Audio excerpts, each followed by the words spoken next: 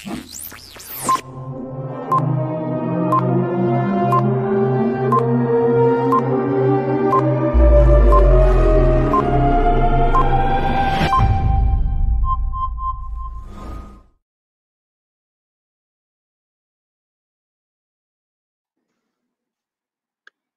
seyirciler, Çarpel Medya'da yeni bir alternatif bakış programına hoş geldiniz. Başlamadan önce size bu haftada iki arkadaşımı övmek istiyorum. Bu arkadaşlarımdan birisi Nurullah Timur'un programı. Geçen hafta yaptığı program Vedat Koçal'la öğretim üyesi Vedat Koçal'la yaptığı program gerçekten izlenmeye değerdi. Kaçırmışsanız izlemenizi isterim. Kent anlatıyordu. Kentin dönüşümünü anlatıyordu. Diyarbakır'ın dönüşümünü anlatıyordu.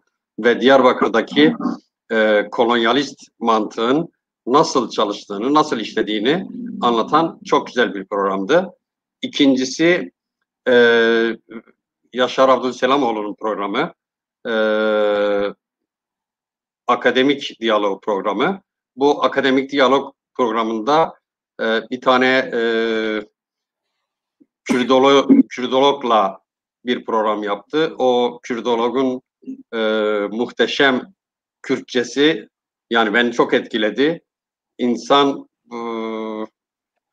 Kürtçenin ne kadar zengin olduğunu, ne kadar etkili bir dil olduğunu bir kere daha bir başkasının, bir yabancının dilinden görünce çok etkilendim doğrusu ben.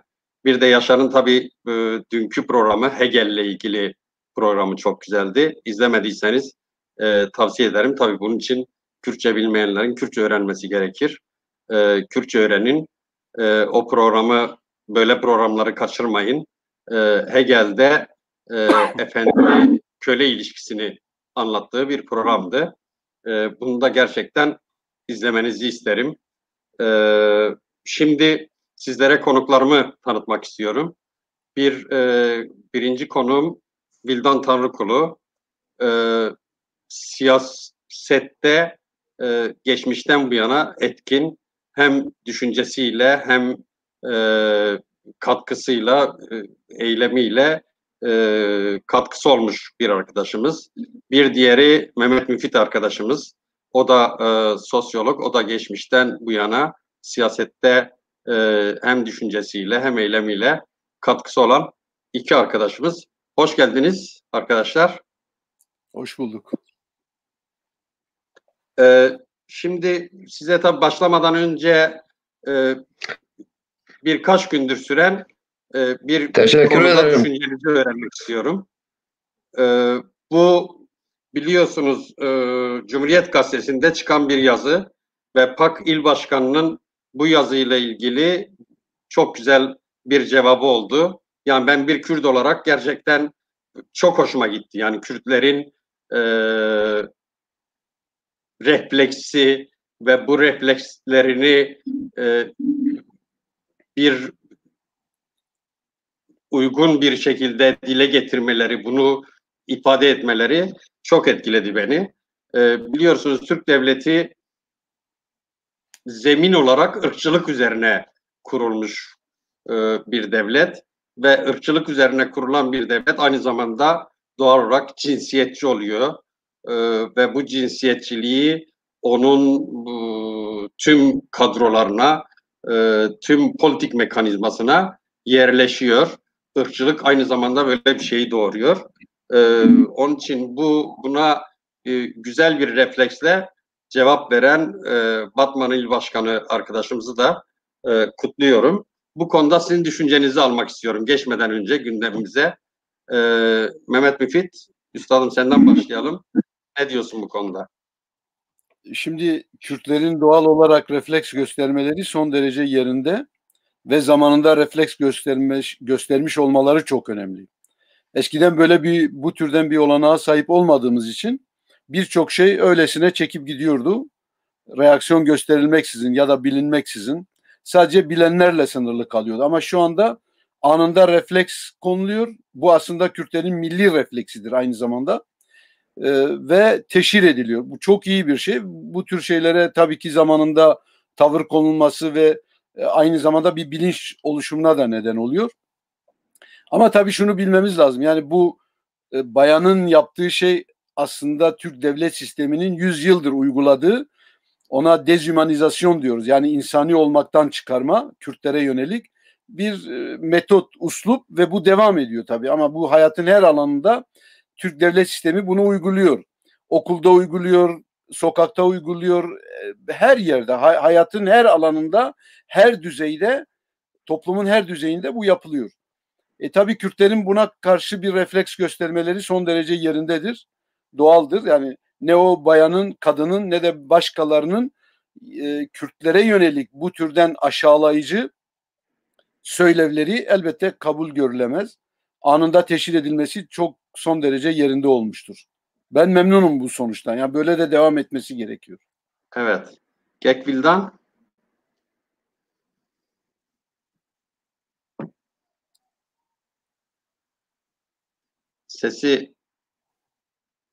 Gekvil'dan sesin gelmiyor.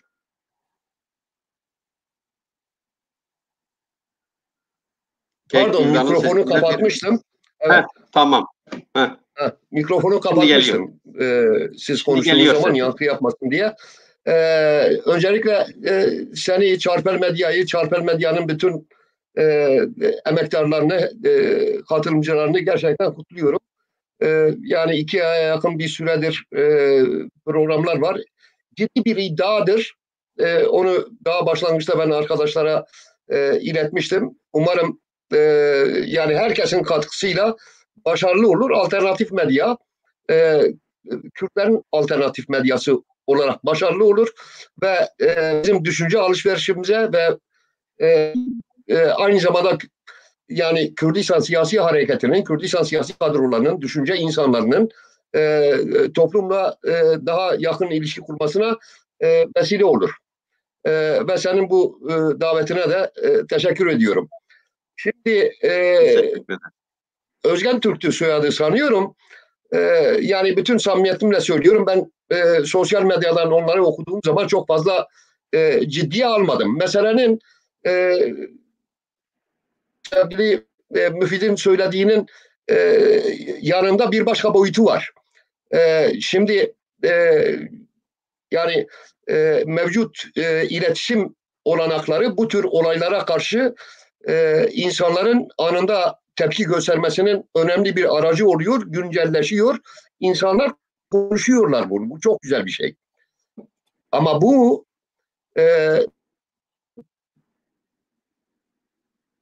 ben mesela bir başka açıdan da bakıyorum. Özellikle Kürdistan siyasi kadroları açısından, Kürdistan'ın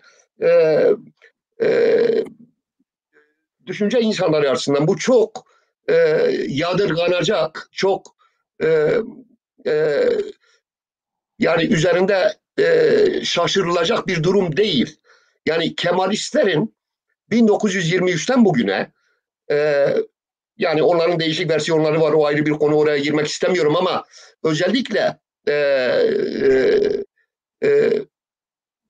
yani Kemalizmi Türk milliyetçiliğiyle bütünleştiren, Kemalizmin milliyetçi diyeceğim ya da sol milliyetçi diyeceğim kanadının Kürtlerle ilgili tahayyülü bellidir. Onlar işte feodal toplumdur, geri kalmıştır, biz onlara medeniyet götüreceğiz. Sömürgeciliğin 16. yüzyıldan, 15. yüzyıldan günümüze gelen klasik edebiyatının bir sonucudur. Ne olmuş? Batman'da işte geri kalmış. Onlar geri bıraktırmazlar.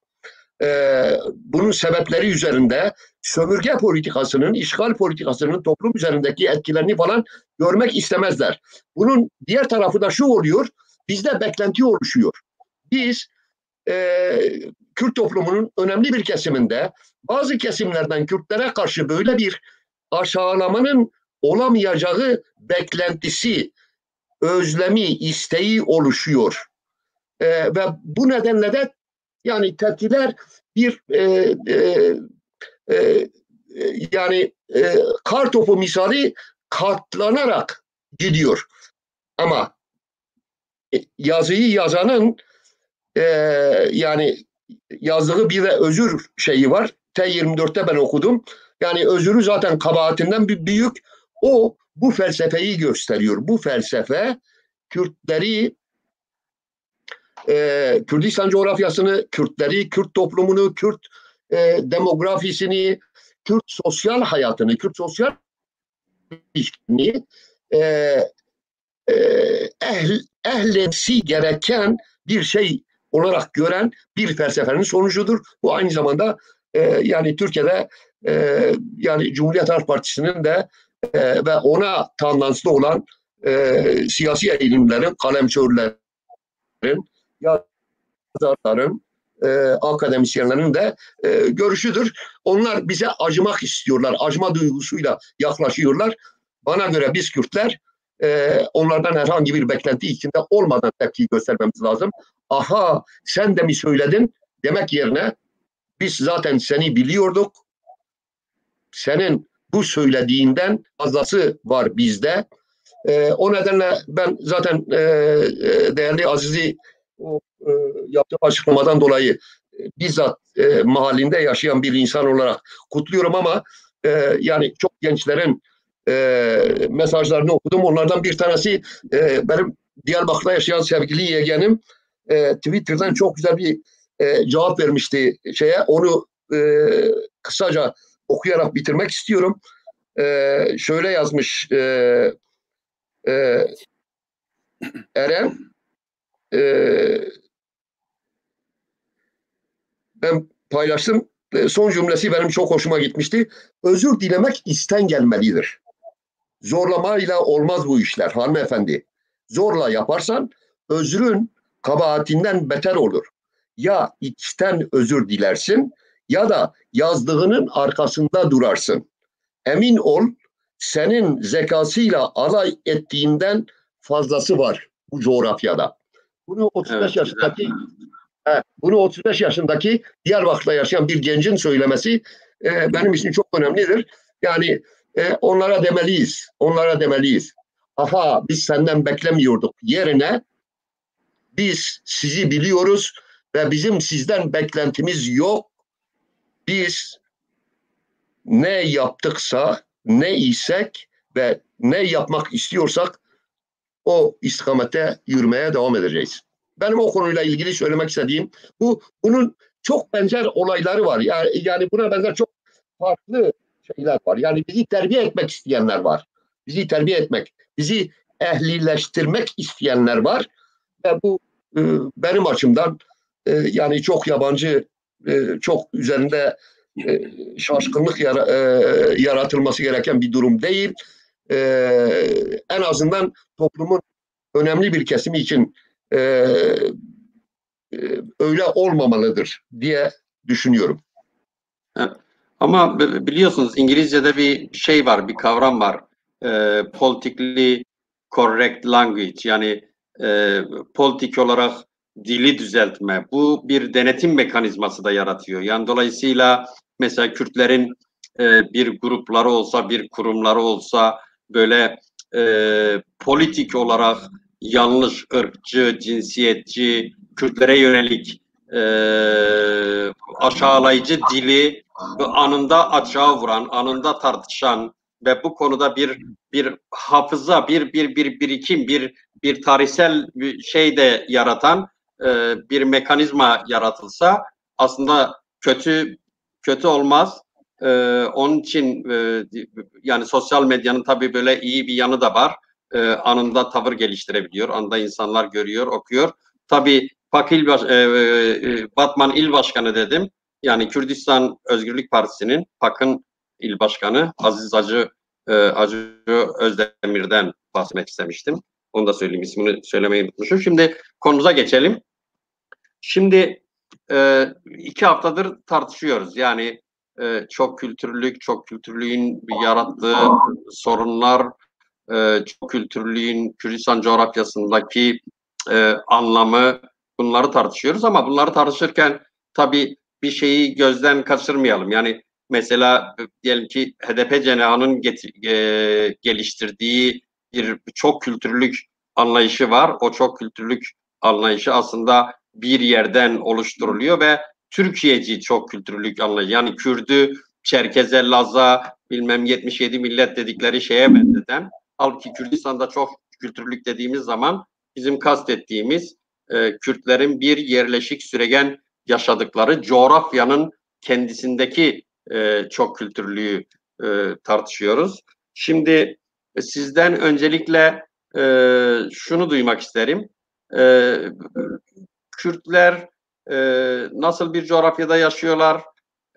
Bunun bölgesel olarak Kürtlerin yaşadığı coğrafya ve uluslararası güçler anlamından Kürt coğrafyasının önemini, Kürt coğrafyasının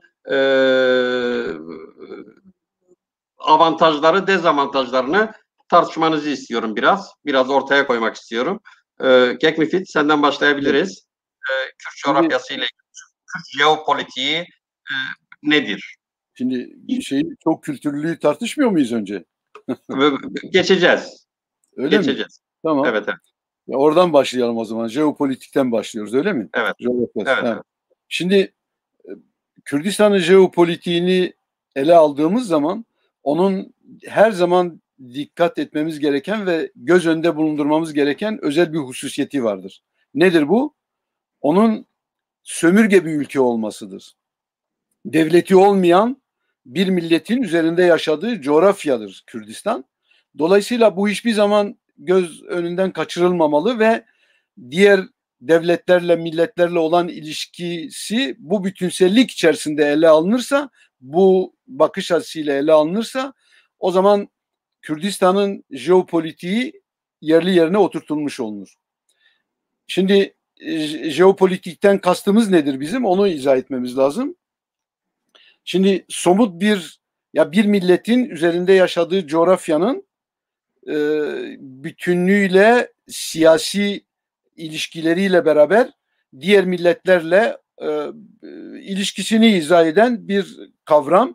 Dolayısıyla da bu bakış açısıyla ele alındığı zaman Kürdistan'ın kendisini işgal etmiş, sömürgeleştirmiş olan devletlerle ya da milletlerle olan ilişkisi de daha iyi anlaşılmış olur. Yani biz her şeyden önce eşit bir konumda değiliz bizi çevreleyen devletler ve milletlerle. Hiçbir şekilde eşit koşullarda değiliz. Bu bakıma jeopolitiğimiz de bizim eşit koşulda değil. Mesela İran'ın Türkiye ile olan jeopolitiğiyle Kürdistan'ın Türkiye ya da İran'la olan jeopolitik sorunları aynı değil. Olamaz zaten.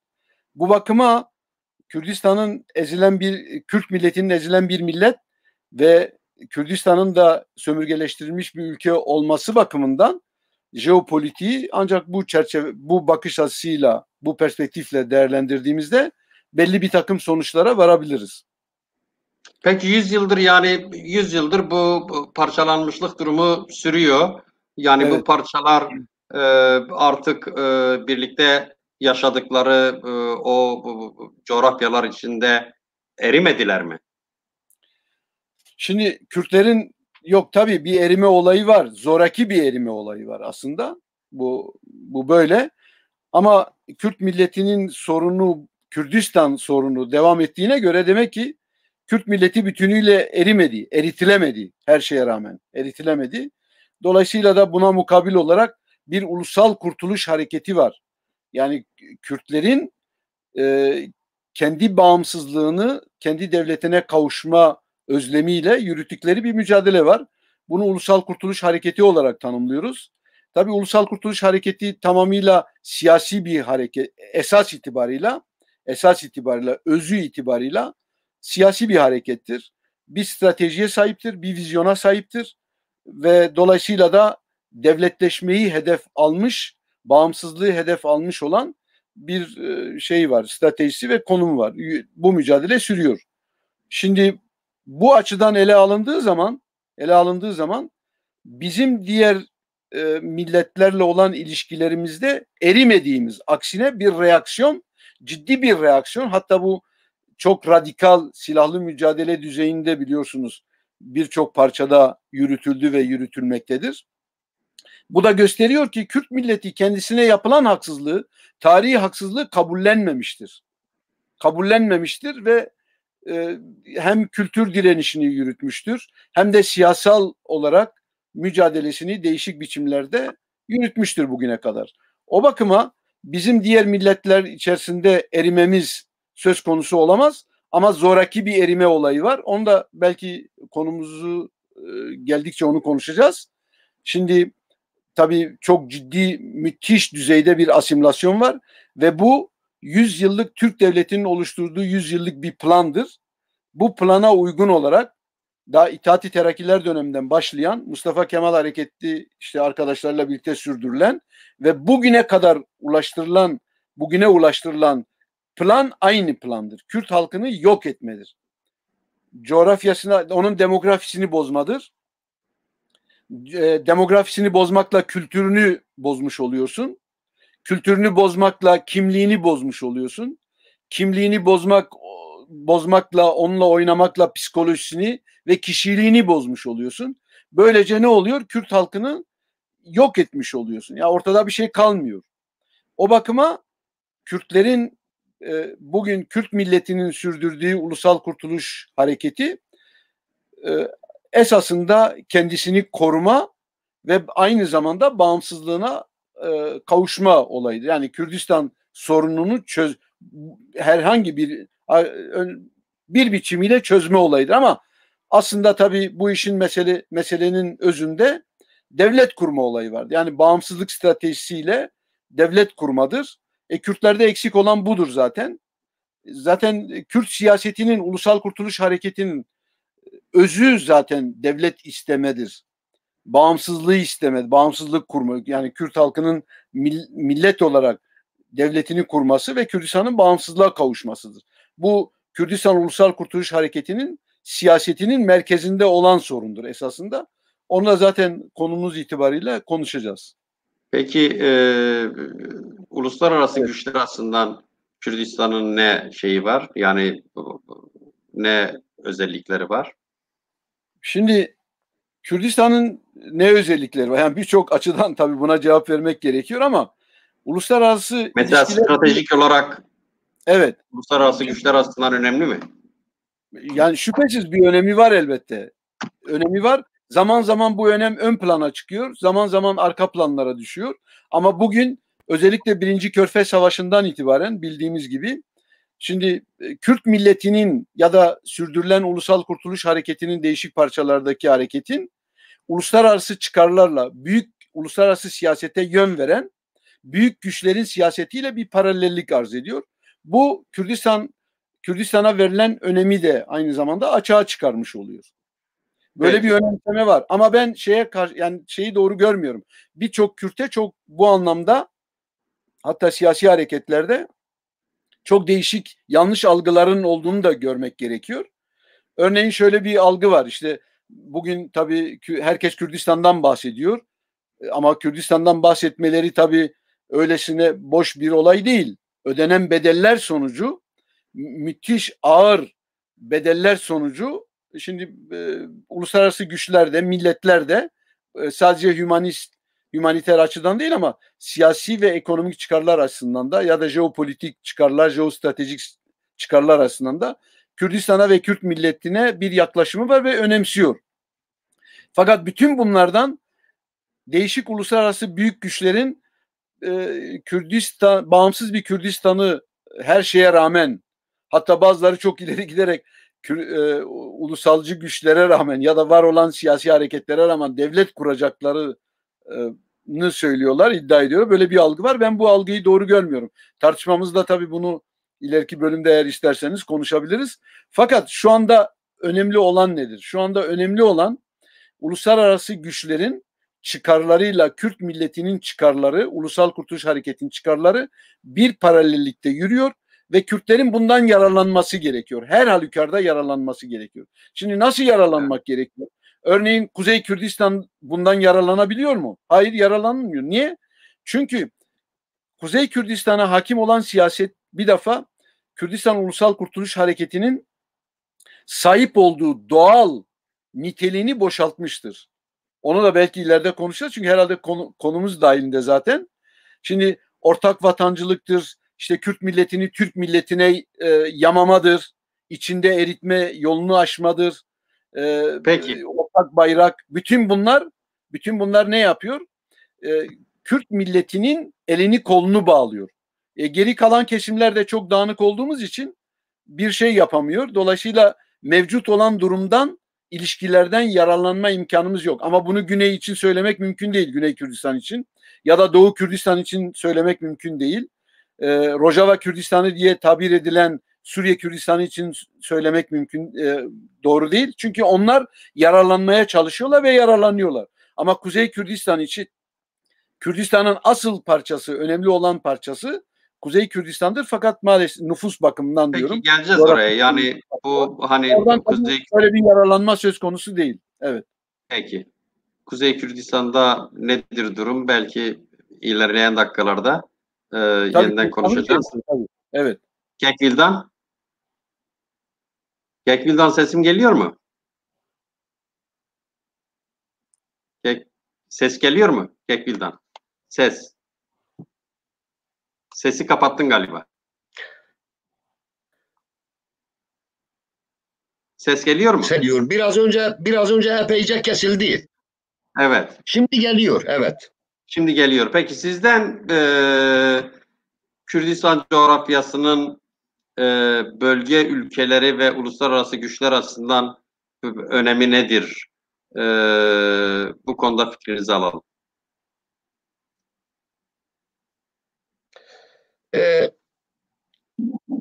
Yani Kürdistan coğrafyasının yani jeopolitik önem yani coğrafyanın taşıdığı politik önemle bağlantılı bir kavramdır. Şimdi Christoph Kolomb'dan önce 1492'di herhalde Amerika'yı keşfettiği zaman Amerikalıların, evet, Avrupalıların geçiş yolu İpek yoluydu. Christoph Kolomb Amerika'yı keşfedip ondan sonra okyanustan Hindistan'a ulaşma yolları ve dünyayı biraz daha başka yollarla keşfetme ve işgal etme imkanları doğduktan sonra da bu İpek yolunun, yani Avrupa'dan Hindistan'a giden İpek yolunun önemi kaybolmadı. Bazıları için belki kayboldu ama o önem kaybolmadı. Ve daha 18. yüzyılın sonunda 19. yüzyılın başında Kürdistan coğrafyası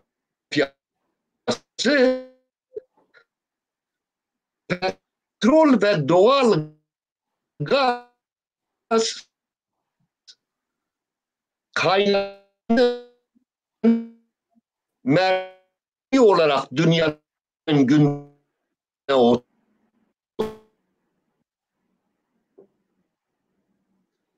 Biraz ses galiba, Kekvil'dan'ın sesi iyi değil galiba, ya düştü ya da bir problemi var. Kekvil'dan sesim geliyorsa bence bir çıkıp girsen iyi olur. Ses geliyorsa eğer onu dene.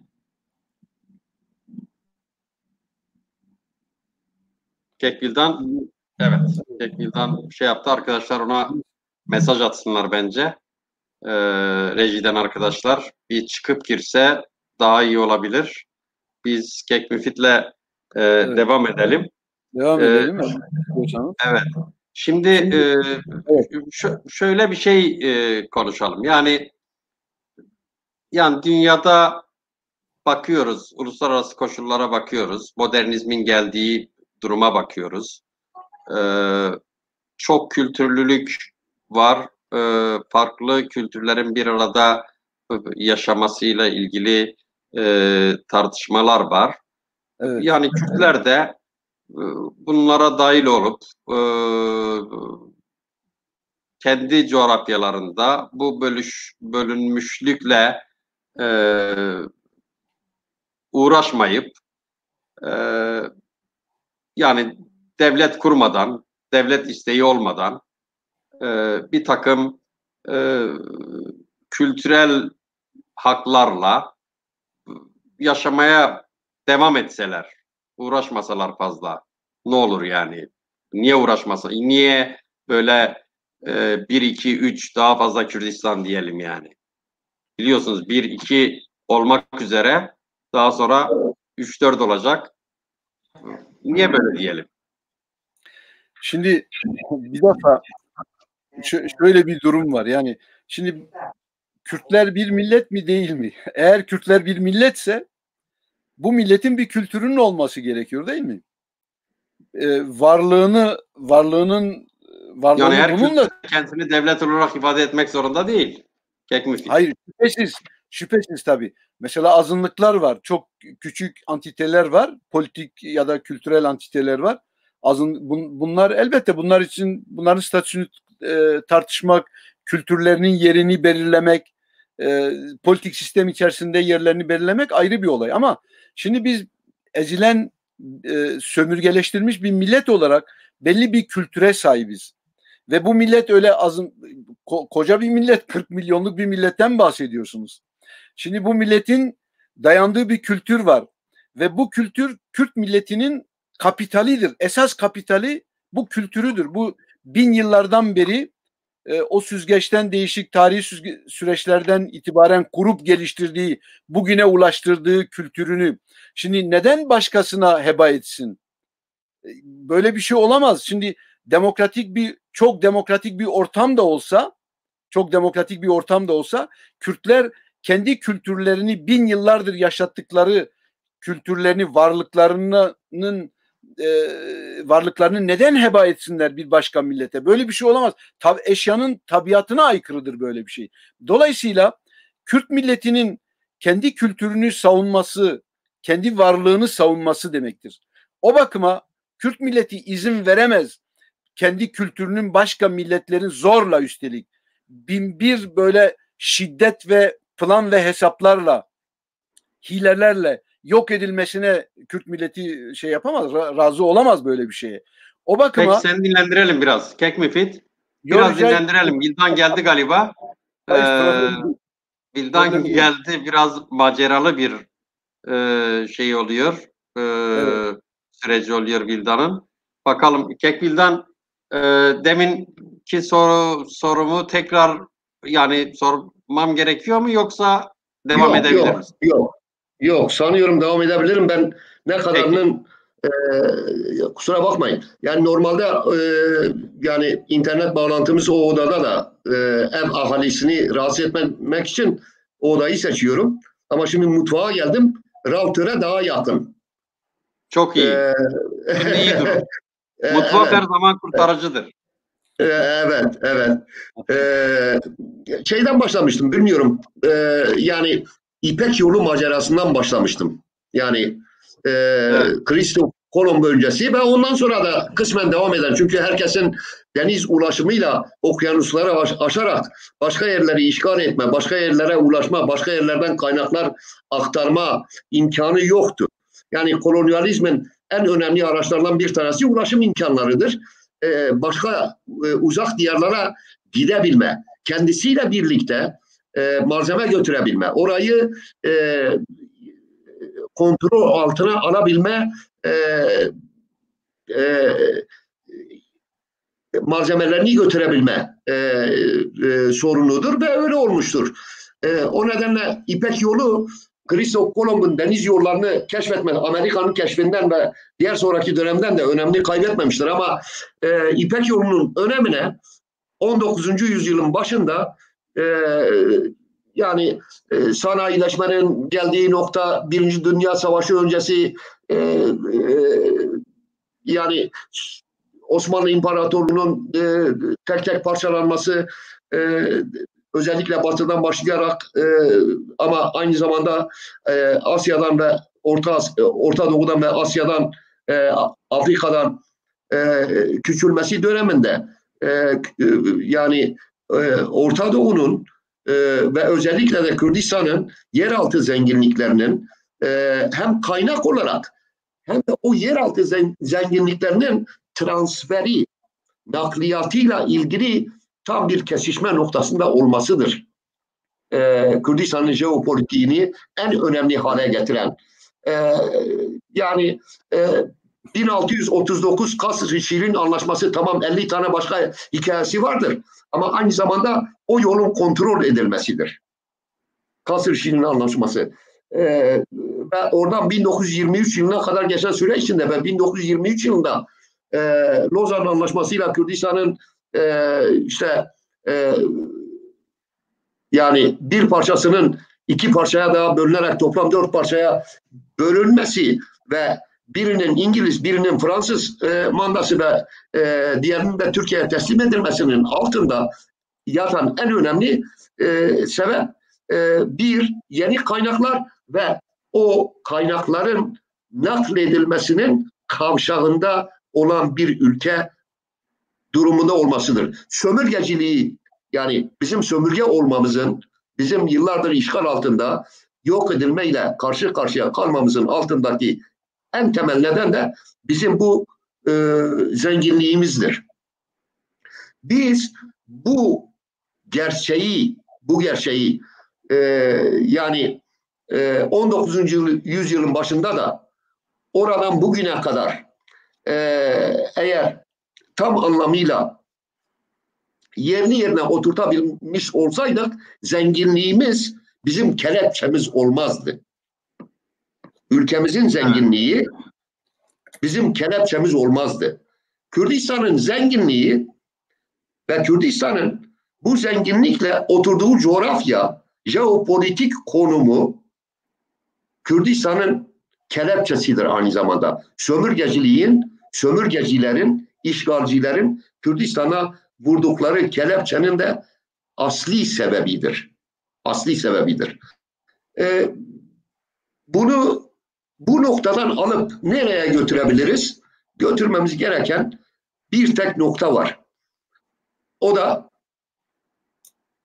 bizim kaynaklarımızla ve bizim coğrafyamızın yarattığı imkanlarla zenginlikleri bir yerden bir yere taşıyanlara karşı kendi zenginliğimize sahip çıkıp kendi zenginliğimizi kendi insanlarımızın refahına, mutluluğuna, kendi ülkemizin gelişmesine, kendi ülkemizin insanların insanca koşullarda, en asgari insanca koşullarda yaşamasına sunmak için bir çaba göstermektir. Bunun da bir tek yolu vardır. Kürtlerin kendi coğrafyalarında siyasi egemen olmalarıdır. Ve siyasi egemenliğin en temel yolu bizzat kendisinin egemen olmasıdır. Tabii burada Kürdistani egemen olmaktan kastınız yani devlet mi, statiko mu, özellik mi? Yani egemen olmak, yani kendi ülkesinde egemen olmak elbette kendi iradesiyle kabul ettiği bütün çeşitler alternatif olabilir. Kendi iradesiyle, kendi özgür iradesiyle.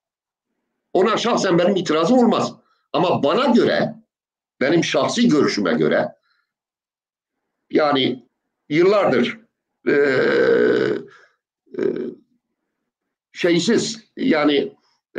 tartışmasız ikna olduğum şahsi görüşüme göre bağımsız devlet Kürtlerin kendi ülkelerinin bütün kaynaklarını kendileri için önce ve kendileri için kullandıktan sonra da kendi çevreleri için, insanlık içinde kullanabilmelerinin yegane ve en verimli yoludur.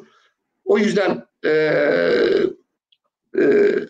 değerli müfidin anlattıklarına ek olarak diyorum, yani bu sömürgeciliğe karşı, işgalciliğe karşı minnetsiz, onlardan beklentisiz ve yani hedefe kilitli bir siyasi vizyon gerekiyor. İşte burada da yani bir sonraki ara başlıkta belki konuşuruz. Burada da Kürdistan aydınlarının, Kürdistanlı siyasetçilerin 19. yüzyılın başından beri bugüne kadar gerçekten çok eksikleri vardır. Yani sadece bir cümle söyleyerek bu noktayı, o bağlantıyı kurmak açısından kapatayım. 1960, 1900 yani 80 ya da 2000 arası, 2000 değil ama 1990 arası Kürdistan'da siyasi program sahibi olan 5 tane parti vardır. Ben grupları, siyasi grupları, organizasyonları saymıyorum. Çünkü yani siyaset biliminde siyasi parti olmanın ölçüleri vardır. Yani aslında 1980'e kadar 4 parti vardır. Kuzey Kürdistan'ı söylüyorum tabii. Yani burada kendimi biraz sınırlıyorum. Kuzey Kürdistan'da 4 tane siyasi parti vardır. Ve bu 4 partiden sadece ikisinin programında bağımsız Kürdistan hedef olarak vardır. Ve oradan şimdi 2020'ye gelelim. Tek tek siyasi partileri saydığımızda bile o vizyondan Kürt siyasi hareketinin ne kadar yani yakın uzak olduğunu değerlendirdiğimiz zaman daha net sonuçlara ulaşabiliriz. Bu aynı zamanda 1920-1935-30 arasında öyledir. Yani Kürdistan Tarihi Cemiyeti, Azadi, Koybun gibi örgütler için de öyledir.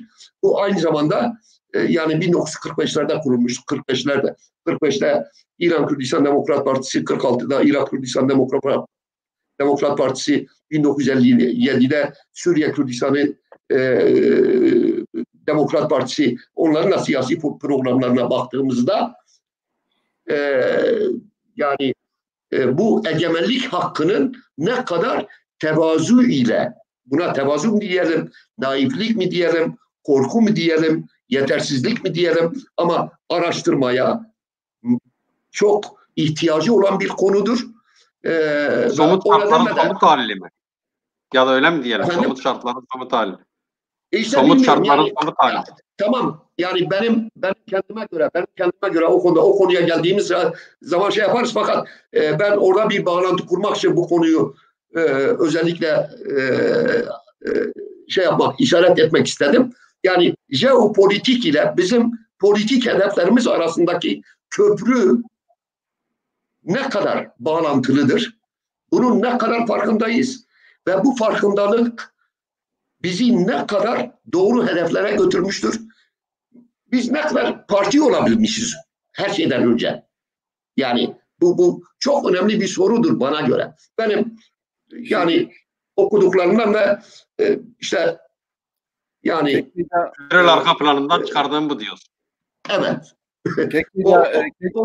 O bağlantıyı iyi tartışmak gerekir bana göre. Evet. Kekvilda'nın söylediği bir noktaya müsaade edersen, eğer zaman varsa değinmek istiyorum. Bu İpek Yolu meselesi. Şimdi Kürdistan'ın zenginliğinin tabii ki parçalanmamızda, bölünmemizde Birinci Dünya Savaşı'ndan sonra bir rol oynadığı açık. Ama bazı şeyleri Kürtler, bana kalırsa, biraz abartıyoruz gibime geliyor. Mesela İpek Yolu'nun bugünkü önemi nedir? Kürdistan açısından ne önemi var bugün eski İpek Yolu'nun? Şimdi İpek Yolu'nu Çinliler şimdi 3'e böldüler. 3 kanaldan dünyaya açıyor. Birincisi kuzeyden Rusya üzerinden şu anda bitirmiş bulunuyor ve Hamburg'a kadar. Ben öyle söylemedim. Efendim? Ben öyle söylemedim ama tarihsel olarak. Pardon. Yok anladım ben dedim ki İpek Yolu'ndan şeye geldik. Bir 19. yüzyılın başında başka bir durum ortaya çıktı. Tabii şüphesiz. Yani, doğru söylüyorsun. Yani bugünle ilgili söylemedim İpek Yolu'nun önemli. Evet.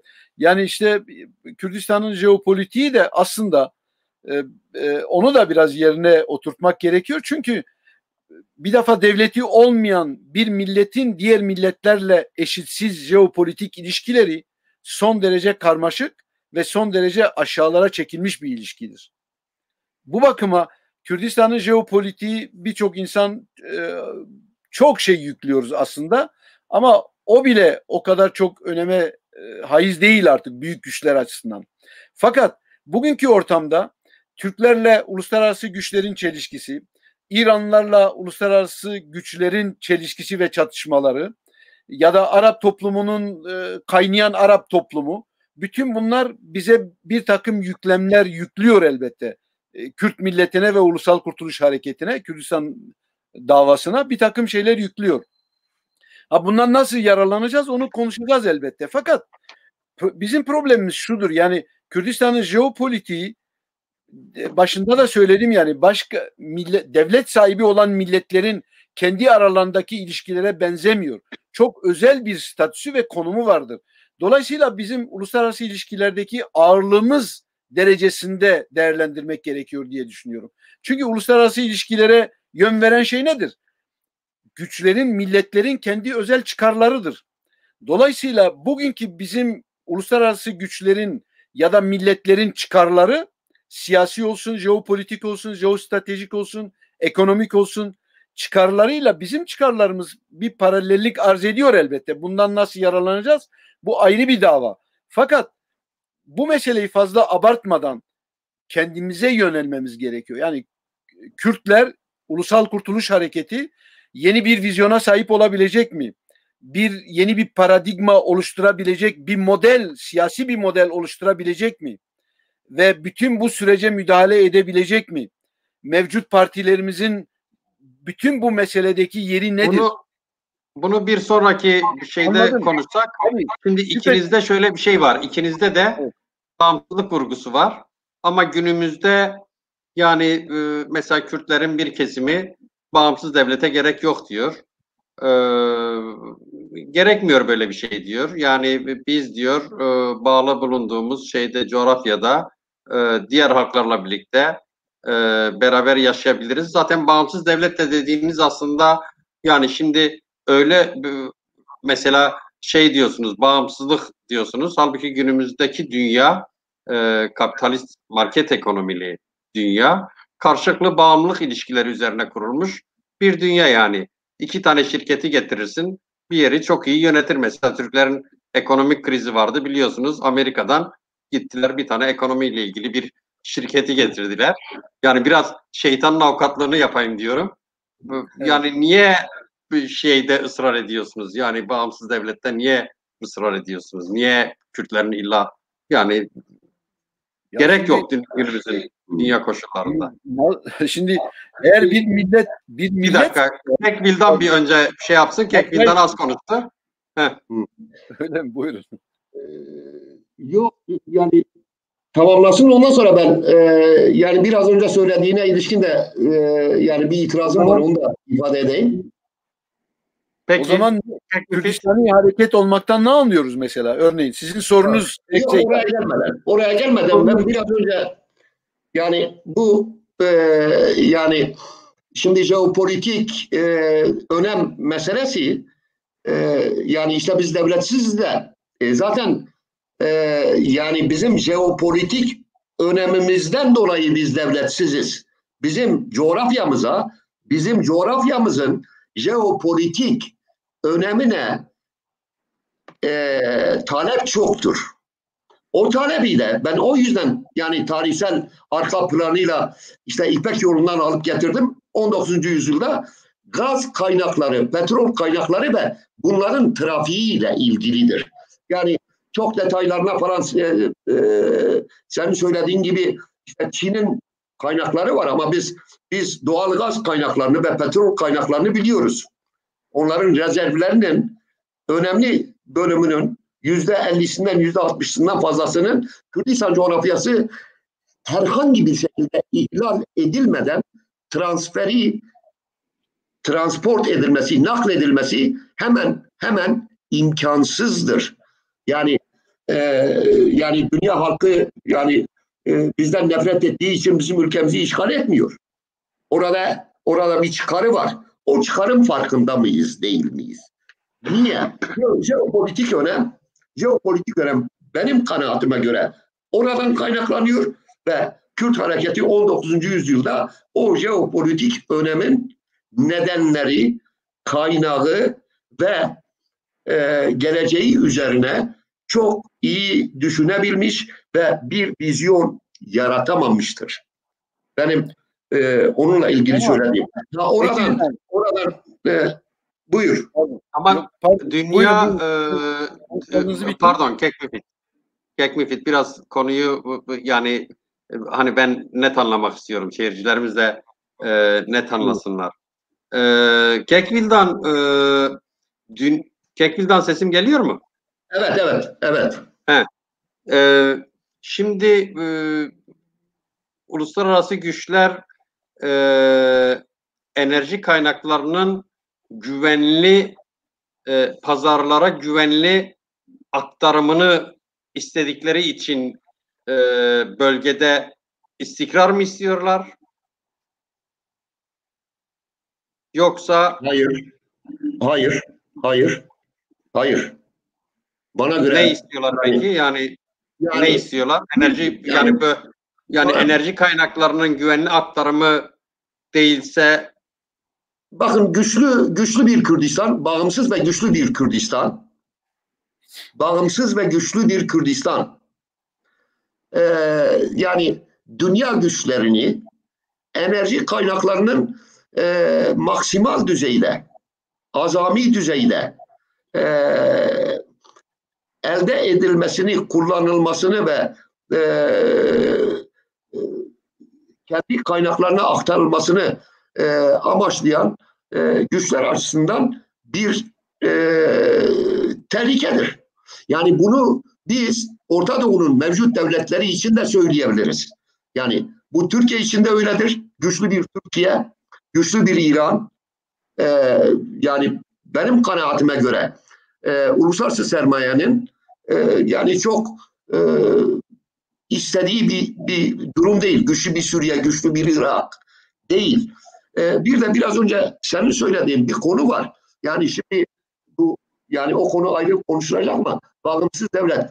Bakın İsveç'in gayri safi milli hasılası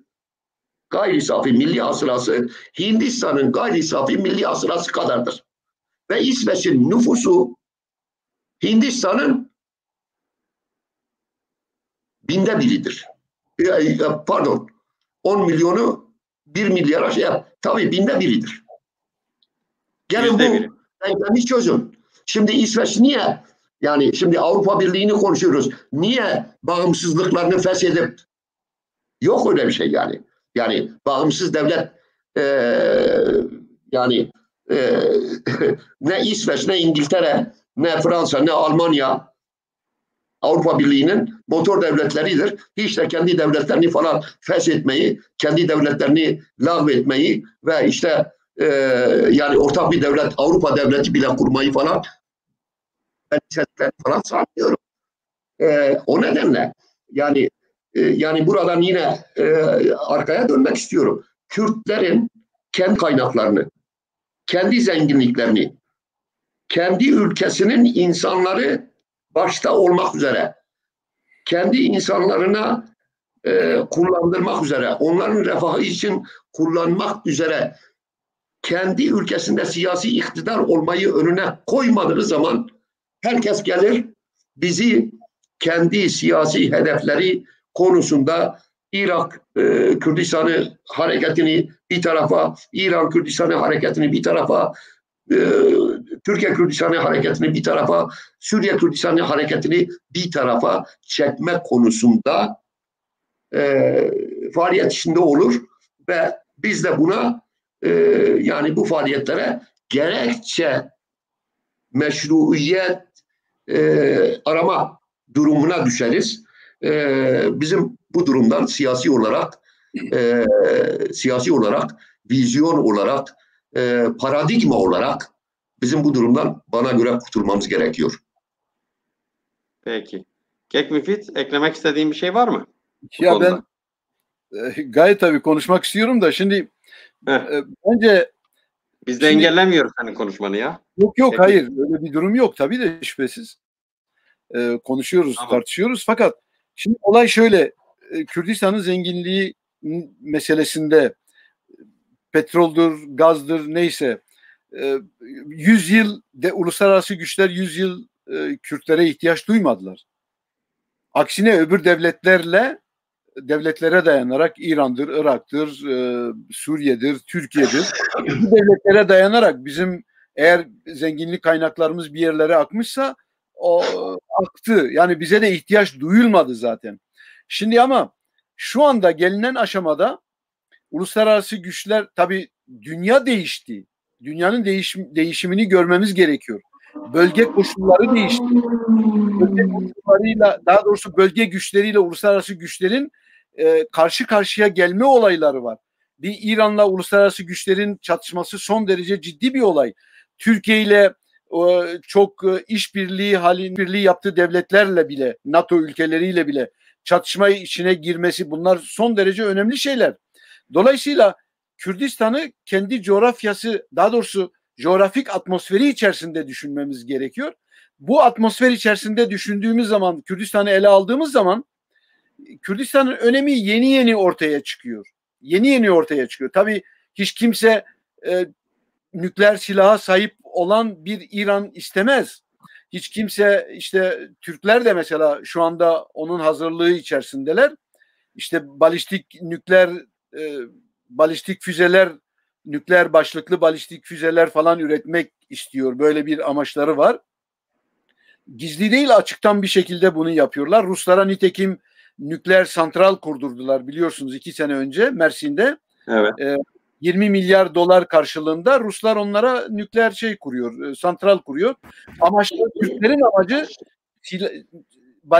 nükleer başlıklı balistik füzelere sahip olmak. Çünkü bununla uluslararası güçleri dengeleyebileceklerini hesaplıyorlar. Şimdi tabii bunlar bir çatışmaya neden oluyor.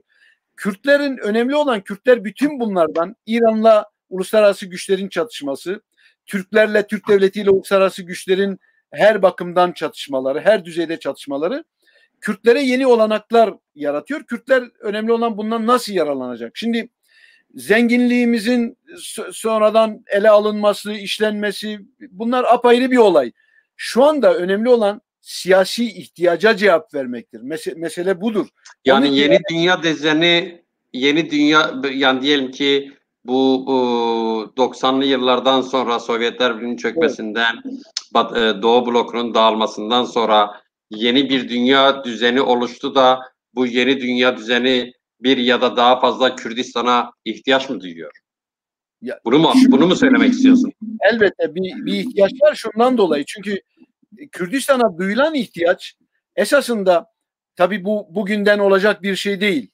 Ben hemen bugünden yarına kurulacak bir bağımsız Kürdistan olayını görmüyorum ama gittikçe yükselişte olan bir Kürdistan var ve bununla hem İran hem Türkiye bana kalırsa dengelenmek isteniyor. Uluslararası güçler bunu son derece ciddi bir şekilde ele alıyorlar ve bunun üzerinde duruyorlar. Ama bundan şunu çıkarmamak gerekiyor diye düşünüyorum.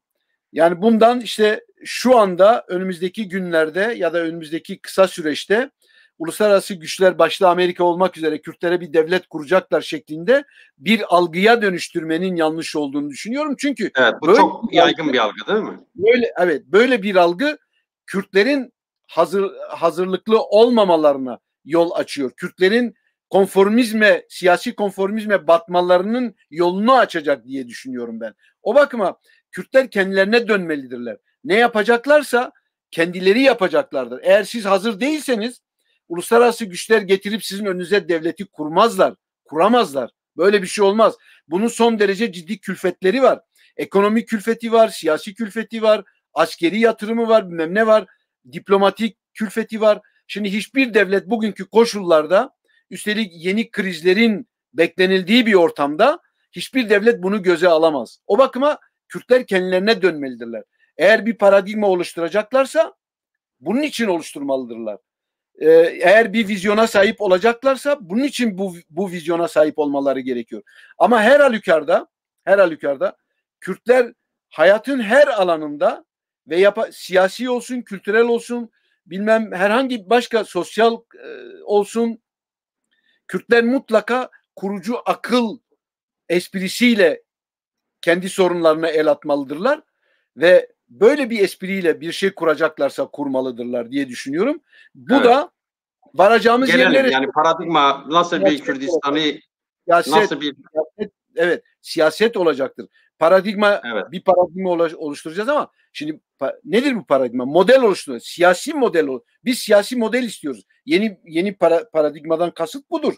Paradigma nedir? Modeldir. Yeni bir teori oluşturmadır. Yeni bir model oluşturmadır. Şimdi bu siyasi olmazsa, siyasete dayanmazsa ve bir stratejiye, somut bir stratejiye dayanmazsa neyimize yarayacak? Şimdi olay bu. Ve son derece aslında trajik bir durum yaşıyoruz. Eğer biraz konuyu açarsak. Şimdi Güney Kürdistan'ı konuşmuyorum. Ben daha çok Kuzey Kürdistan'ı konuşuyorum. Kuzey Kürdistan'da son derece trajik bir durum yaşıyoruz biz. Başında da söyledim, Türk devletinin 100 yıldır uyguladığı, değiştirmeden uyguladığı ama 1001 metodla zenginleştirerek uyguladığı bir süreç var. Kürtleri yok etme sürecidir bu. Yok etme sürecidir. Siz şeyi çok iyi biliyorsunuz. Türklerin bir T planı var. Hep zaman zaman bahsederler bundan. Kuzey Kürdistan'ı T harfine benzetiyorlar. Evet. Yukarı Fırat Havzası diye tanımladıkları kesimi toprak olarak düşürdüklerini, kazandıklarını düşünüyorlar. Erzurum'dan ta Antep'e kadar. O hat Malatya, olduğu gibi Adıyaman'ı, Malatya'yı, Elazığ'ı etmişiz. Malatya dahil olmak üzere. Malatya, hatta GAP projesinin bir kısmını da katıyorlar buna. Dolayısıyla evet, biz böyle trajik, yani toprak olarak küçülüyoruz, küçülmüşüz. Nüfus olarak küçülüyoruz. Şimdi nüfus, demin şeyi söyledim ben. Yani mesela Türk devletinin son derece önemli yaptığı ve bizim açımızdan son derece dikkatle ele almamız gereken son derece önemli bir stratejisi var. Kürdistan'ın hepimiz o konuda hemfikiriz diye düşünüyorum. Kürdistan'ın demografisini bozma. Mesela bu gerilla savaşıyla, PKK'nın yürüttüğü gerilla savaşıyla 4500 tane köy boşaltılmıştır. Nereye gitti evet, bunu? Şehirler bombalandı, boşaltıldı. Nereye gidiyor bu nüfus? Batıya geliyor. En iyimser rakamla 5 milyon Kürt batıya göç etmiştir. Şimdi göç eden evet, Kürt iş yeri kuracaktır, çocuğu okula gidecektir, bilmem ne olacaktır ve asimilasyonun yolu açılıyor. Bir yandan şiddet evet, ve baskı, öbür taraftan eğitimle ya da ne bileyim aşağılamalarla, 1001 türlü metot ve uslupla Kürtler asimile ediliyor ve bu yok oluştur. En büyük aslında jenositten bahsediyoruz. Kürtlere uygulanan en büyük jenosit budur. Yani vahşi bir asimilasyon var. Şimdi bizim buna mukabil olarak cevabımız nedir? Eğer bir vizyondan bahsedeceksek, yeni bir paradigmanın oluşumundan bahsedeceksek, yani bundan hareketle bu trajediye cevap verebilecek, ona cevap olabilecek bir şeyin siyasi bir hareketin evet, ortaya çıkması gerekiyor. Evet. Bir sonraki başlığımız da zaten nasıl bir Kürdistani paradigma olacak ama Vildan'a dönmek istiyorum ben. Kek Vildan, şimdi Kek Müfit şöyle bir şey söyledi. Bilmiyorum duydun mu duymadın mı, o ara düştün galiba.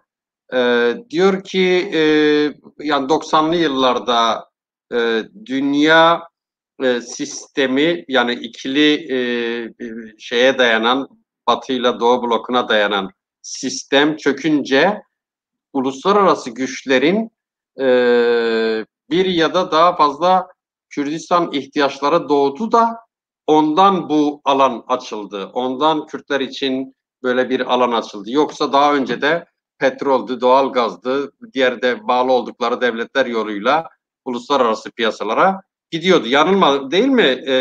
Kek Müfit sanıyorum ifade etti. Türkiye'nin ve İran'ın konumu da var. Evet. Ve bu aynı zamanda hem de ekonomik planda tabii güçleniyorlar. Bu da çok önemli bir faktör. Birçok faktör var aslında. Bu faktörlerin birleşiminden dolayı uluslararası güçler şu anda Kürdistan meselesine el atmış bulunuyorlar. Evet. Sen bu konuda düşünceni alayım. Yani ben o değerlendirmenin eksik olduğu kanaatindeyim. Bu 90'larla ilgili bir şey değil. Bak yani ben geçenlerde de konuştum, aslında onu ben sana göndereceğim Seyda. Benim İngilizcem yetmiyor. Hayır, sen bana onu zaten Kekvil'den sen zaten 90'lı yıllarda onu bana göndermiştin. Şimdi ondan haberim var. Bak 1948 yılında Amerika Birleşik Devletleri'nin bütün Batı'yı da bağlayan Mala Mustafa Barzani'nin uzun yürüyüşünden sonra kaleme aldığı 1948'in Kasım ayında kaleme aldığı raporun son paragrafında diyor ki Musul vilayetinin petrol kaynakları da dahil olmak üzere o bölgede, Orta Doğu'da mevcut sınırların bozulmasını sağlayabilecek bir Kürt revolt diyor. Kürt başkaldırısı başta Amerika Birleşik Devletleri olmak üzere Batı dünyasının bütün çıkarlarını yerle bir edecektir.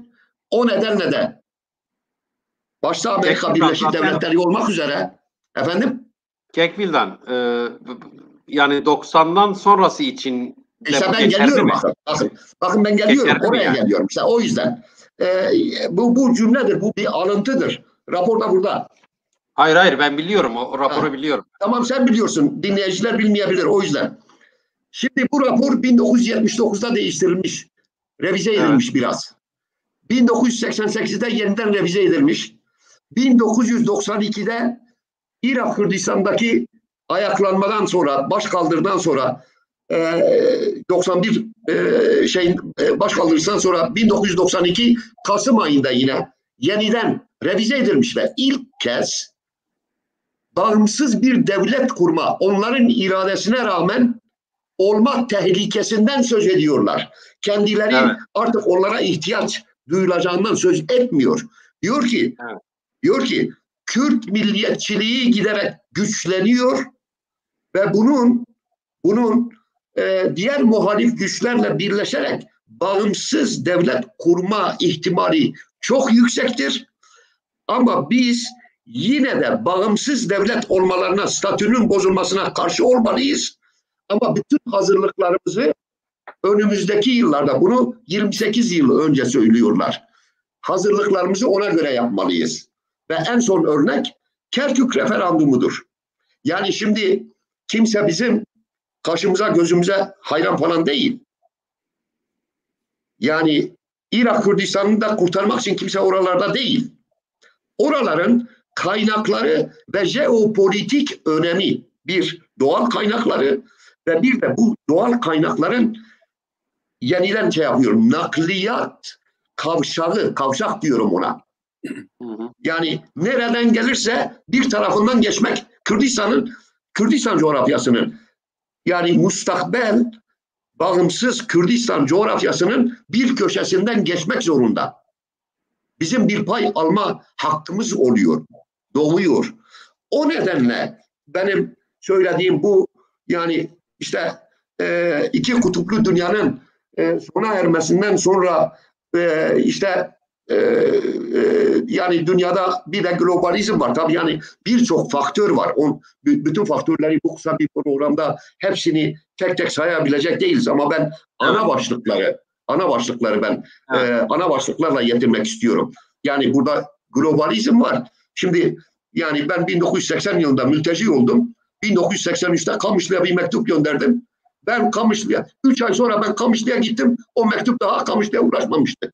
Ve şimdi her birimiz Diyarbakır'da, birimiz Stockholm'da, birimiz Zürih'te ya da Zürih değil mi? Cenevre. Her birimiz bir yerde. Ondan sonra yani dinleyen yüzlerce umarım var. Yani ulaşabiliyoruz. Şimdi bütün bu faktörleri bir araya getirdiğimiz zaman ve biz yakın tarihimizi ikiye bölebiliriz.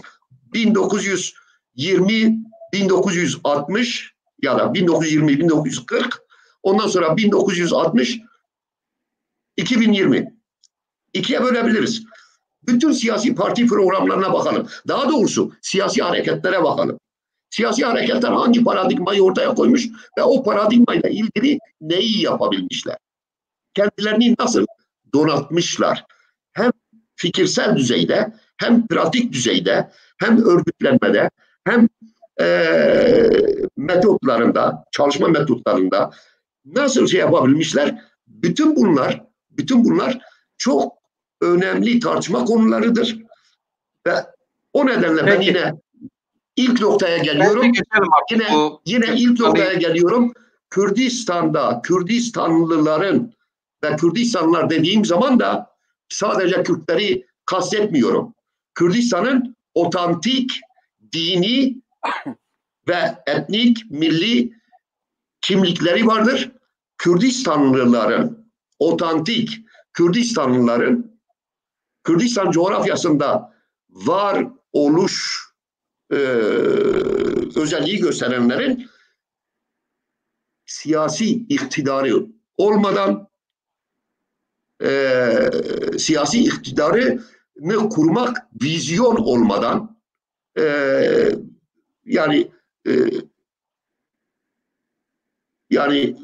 üzgünüm ki 1920'den 2020'ye kadar ki döngü, kısır döngü devam etme riskiyle karşı karşıyadır. O nedenle ben... Kürdistan için söylüyorsun. Kekvil'den. Yok, bu Kürdistan geneli için aslında geçerlidir ama özel olarak Kuzey Kürdistan için çok daha fazla önem taşıyor. Çünkü Kuzey Kürdistan'da entegrasyonist bir hareket var. Kürdistan adıyla ortaya çıkmış 1978'de.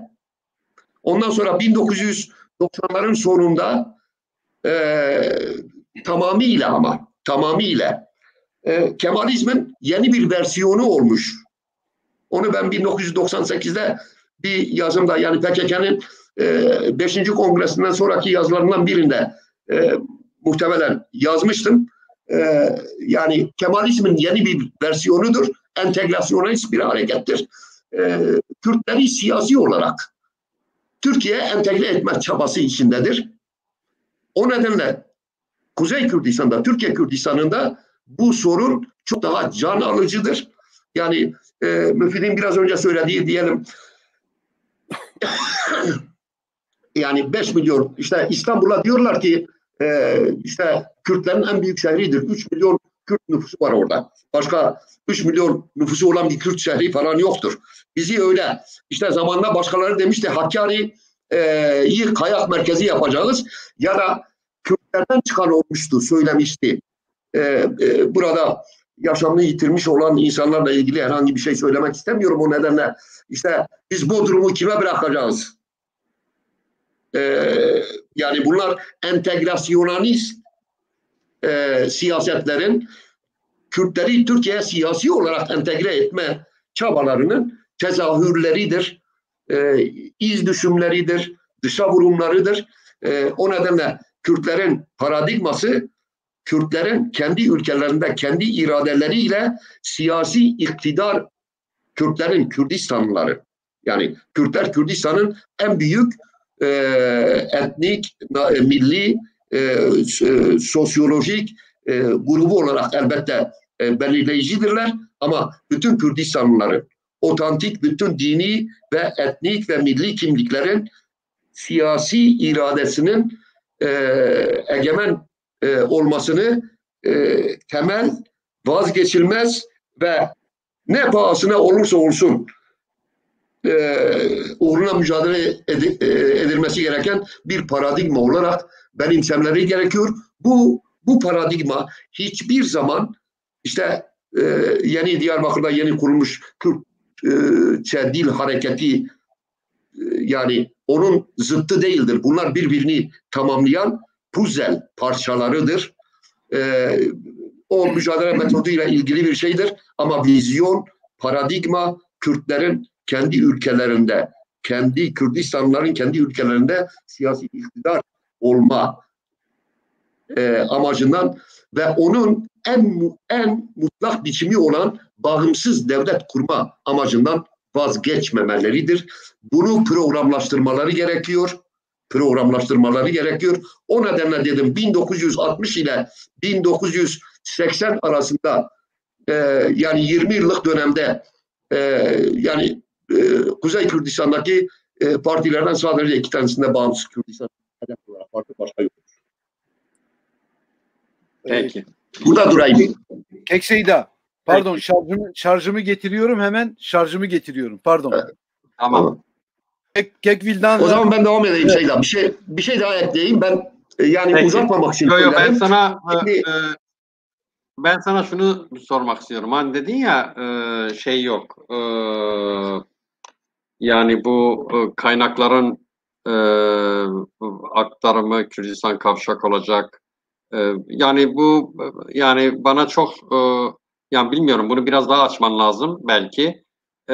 Çünkü yani daha önce de aslında böyle bir sistem yürüyordu. Yani Kürdistan'daki petrol kaynakları, doğal gaz kaynakları boru hatlarıyla, tankerlerle rafinerilere ulaştırılıyordu. Ama 90'lı yıllardan sonra özellikle e, Batı'nın Amerika Birleşik Devletleri öncülüğünde e, Irak'a girmesiyle beraber e, uluslararası koşullar, Kürdistan'ın uluslararası dünyadaki yeri çok ciddi bir şekilde değişti. Yani başka bir Kürtler önünde başka bir dünya açıldı. Bunu kabul edelim. Yani Birinci Körfez Savaşı'ndan sonra e, bu bu yeni bir Ama durum değil mi? sormak lazım. Yani burada sormak lazım. Niye açıldı? Yani nasıl bir kapı açıldı? Neden açıldı? İşte Kek Müfit Sebebi ne? o konuda şöyle bir şey söyledi. Diyor ki Hı? şeyde Kürdistan, yani uluslararası güçler e, bölgede statükonun değişmesinin gerekli olduğu kanısına vardılar. Hayır. Ben o Evet. kanaatte değilim. Yok. Yani belgeler de onu göstermiyor. Ama Yani işte belgeler değişti fiili mesela bakın Güney değişti ama Kürdistan neden oluşumu var. değişti? Yani o Rojava o durumu var. değişimin tamam, o değişimin en önemli faktörü Kürtlerin bu statükoyu kabul etmeme yönündeki direnmeleridir.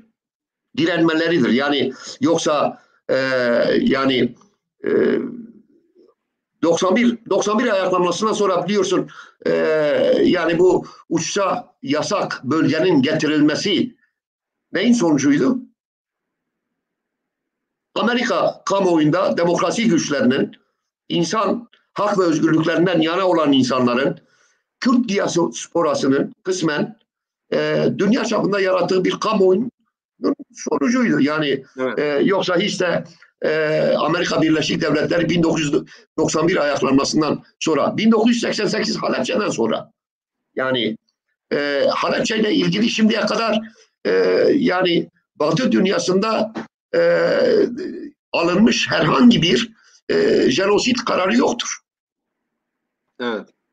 Yoktur. Yani o nedenle o Kürt iradesinin bunu zorlamasıdır. Hatta Kürt iradesi de parçalı olduğu zaman, kendi içinde çatışmalı olduğu zaman dünya o konuda yani yan gelip yatmıştır yani.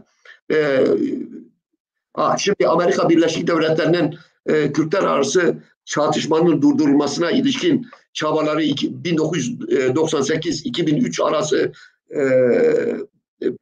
dönemi Kürtlerle yine çağırmıştır ama yani burada Kürtlerin siyasi irade faktörünü bir kenara bırakarak biz yani yani dünya konjonktüründe mesela Rusya'nın rolü, Rusya yani Berlin Duvarı'nın yıkılmasından sonra 15 sene aklı başına gelmedi.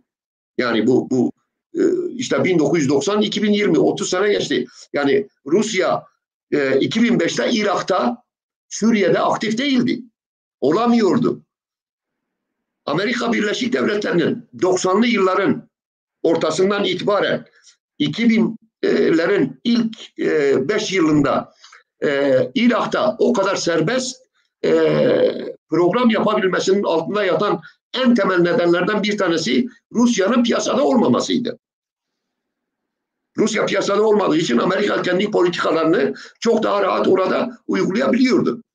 O nedenle yani Kürt siyasi iradesini biz hesaba katmalıyız. Kürt siyasi iradesi paradigmasını Kürtlerin uzun vadeli, meşru ve haklı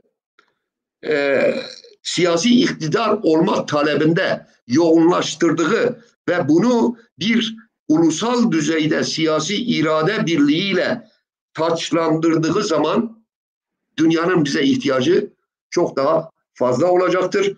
Yoksa Türkiye'nin onlar açısından iki parçaya bölünmesi ya da İran'ın 3 parçaya Azerbaycan, Kürdistan, ondan sonra bir kısmı belki Belucistan, bir kısmı işte İran, Fars toprağı olması onlar açısından çok önemli bir olay değil. Benim söylediğim kavşak meselesi fark etmiyor. İran'da olsa, Suriye'de olsa, Irak'ta olsa, Türkiye'de olsa bunun bir yeri Kürdistan'dan geçiyor. Bir yeri Kürdistan'dan geçiyor. Kürdistan'ın kuzeyine hakim olmadan güneyle bağlantı kuramıyor. Ondan sonra doğusuna hakim olmadan Basra'yla egemen olamıyor. Ondan sonra yani Rojava Kürdistan'ıyla hakim olmadan Kafkasları Akdeniz'e bağlayamıyor. İşte Doğu Akdeniz şeyi var. Yani o sadece Doğu Akdeniz'deki kaynaklarla ilgili bir mesele değil. Aynı zamanda Doğu Akdeniz'e Orta Doğu'dan gelecek yerlerle ilgili stratejik mevziler elde etme çabasıdır. Bunda Türkiye'nin de yeri var. Avrupa'nın da var. Amerika Birleşik Devletleri'nin de var. Zamanımız azalıyor. Bence biraz atlıyorum ve size son olarak şunu sormak istiyorum. Yani Kürdistani hareketten ne anlıyoruz? Nasıl bir Kürdistani hareket yaratılabilir? Kürt hareketi bugün ne durumdadır? Niye böyle dağınıktır? Niye örgütlenemiyor? Niye kendisini geliştiremiyor? Eksiklikleri nelerdir? Bu konuda biraz düşüncenizi almak istiyorum. Kek müfit. Atladık dikkat edersen. Zamanımız az kaldı.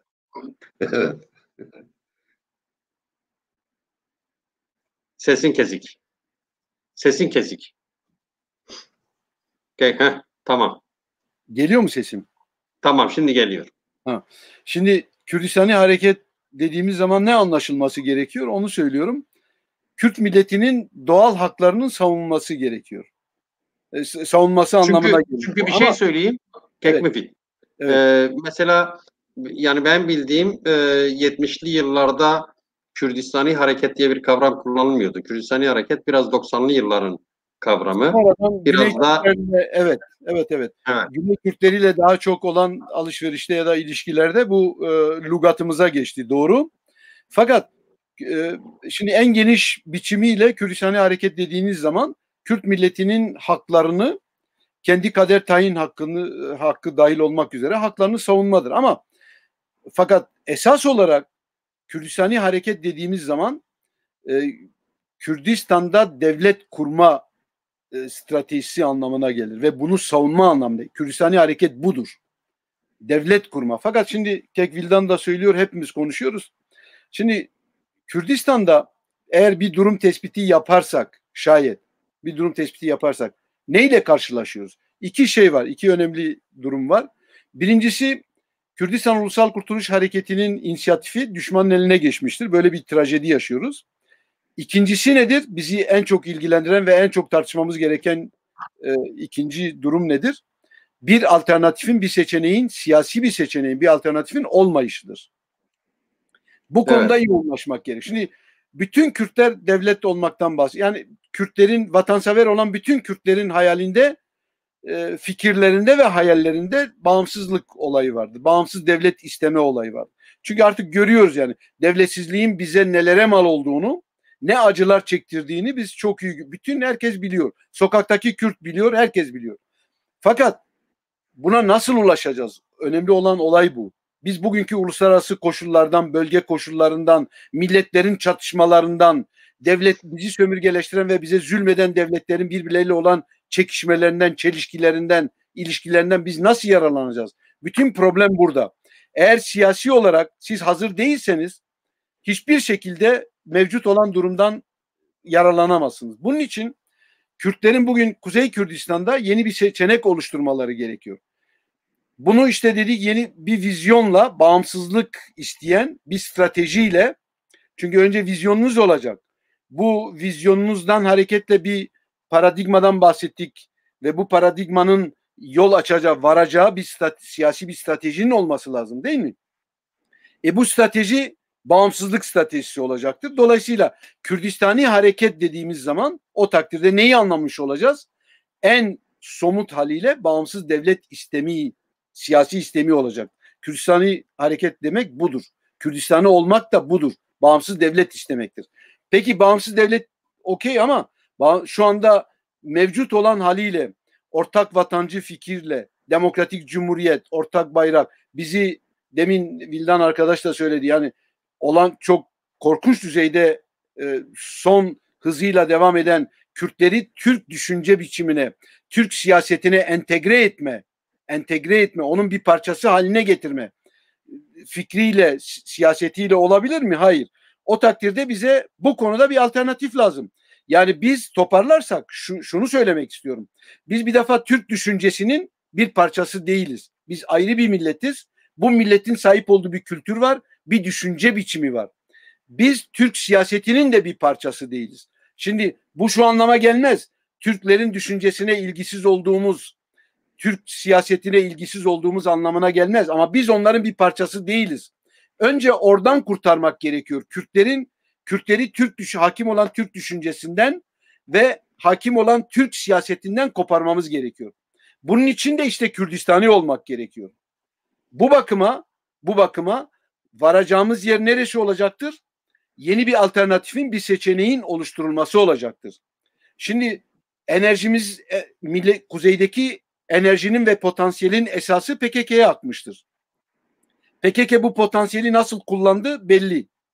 Onun detaylarına girmeye gerek yok. Hepimizin bu konuda bir fikri var. Hepimizin oluşmuş bir fikri var. Fakat şu anda mevcut olan haliyle geri kalan kesim bir seçenek, bir alternatif ortaya koyabiliyor mu? Ben mesela şeyi gözlemledim.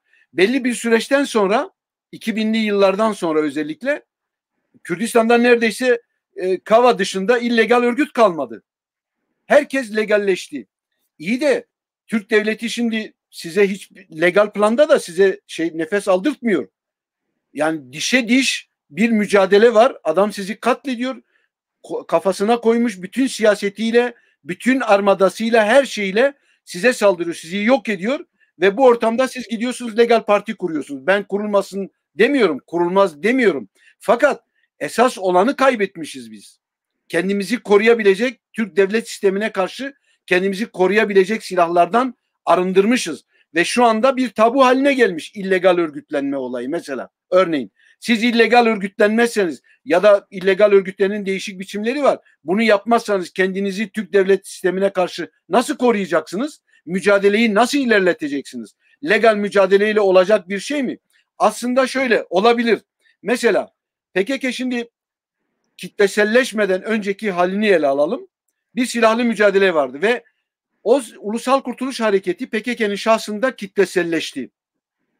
Şayet PKK eğer normal bir hareket olsaydı, doğal bir hareket olsaydı, Kürdistani bir hareket olsaydı, orada mesela silahlı mücadeleye yeni bir biçim verebilirdi ya da geriye çekebilirdi ve siyasete, legalizme, kitle hareketlerine verirdi, yol açardı. Fakat onu yapmıyor. Ortaya çıkanı da biliyorsunuz Kandil'den, şuradan buradan yönlendiriyor. Şimdi böyle bir vesayetle, böyle bir yönlendirmeyle biliyorsunuz Kuzey Kürdistan'daki potansiyel 6 milyon, 7 milyon oy potansiyeli olan bir millet ne oluyor? Bütün enerjisi ve potansiyeli çarçur oluyor, heder oluyor. Bir işe yaramıyor. İşe yaramadığı da ortaya çıktı. Bu bakıma Kürtler mücadelenin en klasiğinden en modernine kadar mücadelenin yeni araçlarına ve imkanlarına sahip olmaları gerekiyor. Bunu yapmazlarsa ben sadece legal örgütlenmeyle PKK'ya rağmen ama ortak vatancılara veya ya da Türkecilik yapan kesim, ağırlıkta olan budur. Bu düşüncedir. Bu da Kürtlerin bilincini, milli bilincini tamamıyla yerle bir etmiştir. Dumura uğratmıştır. Şimdi biz geriye kalan kesim bunu nasıl tersine çevireceğiz? yani normal bir şeyin olması gerekiyor. Yani elimizde bir takım imkanlar olmalı ki, yeni örgütlenme biçimleri olmalı ki biz bunu yakalayabilelim. Bak mesela biz PKK dışında kalan hareketlerin aslında yakalamaları gereken bir süreç vardı. Belki bunu başka programlarda tartışmamız gerekecek ama kısaca belirteyim.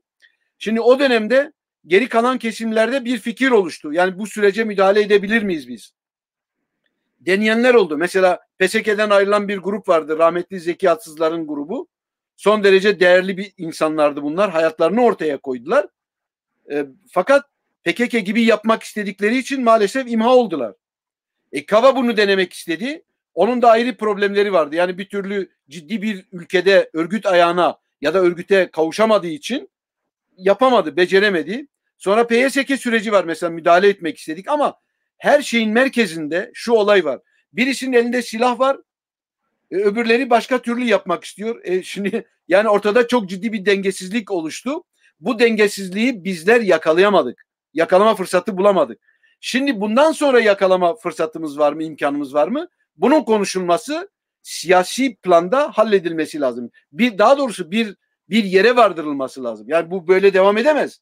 Kürtlerin bu trajedisi, bu içine düştükleri durum, Kürtleri yok etmekte olan bu duruma müdahale etmemiz gerekiyor. Bunu kim yapacak? Bunu yine Kürt entelektüelleri yapacak. Bunu da konuşmak gerekiyor. Kürt entelektüelleri, PKK dışında kalan kesimler ne yapıyorlar şu anda? Örneğin neyimize çözüm buluyorlar? Şimdi ben Kürt entelektüellerini levye görevini gören bir kesim olarak, kategori olarak, toplumun bir kategorisi, hem de önemli önder kategorisi olarak düşünüyorum. Dolayısıyla bunlar eğer levye görevini görmeyeceklerse yeni bir örgütlenme, yeni bir siyaset kurma bunun çevresinde bir imkanlara sahip olma, bunu eğer beceremezse o zaman Kürt entelektüelleri rolünü yerine getiremiyor demektir. Çünkü çok ciddi bir tırnak içinde sorumsuzluk olayı var. Entelektüeller gerçekten sorumluluklarını yerine getiriyorlar mı? Müthiş bir rehavet var. Müthiş bir rehavet var ve bu iş nereye varacak? PKK'ya bakıyoruz. PKK nereye vardıracak? Nereye varacak? Onu izliyoruz.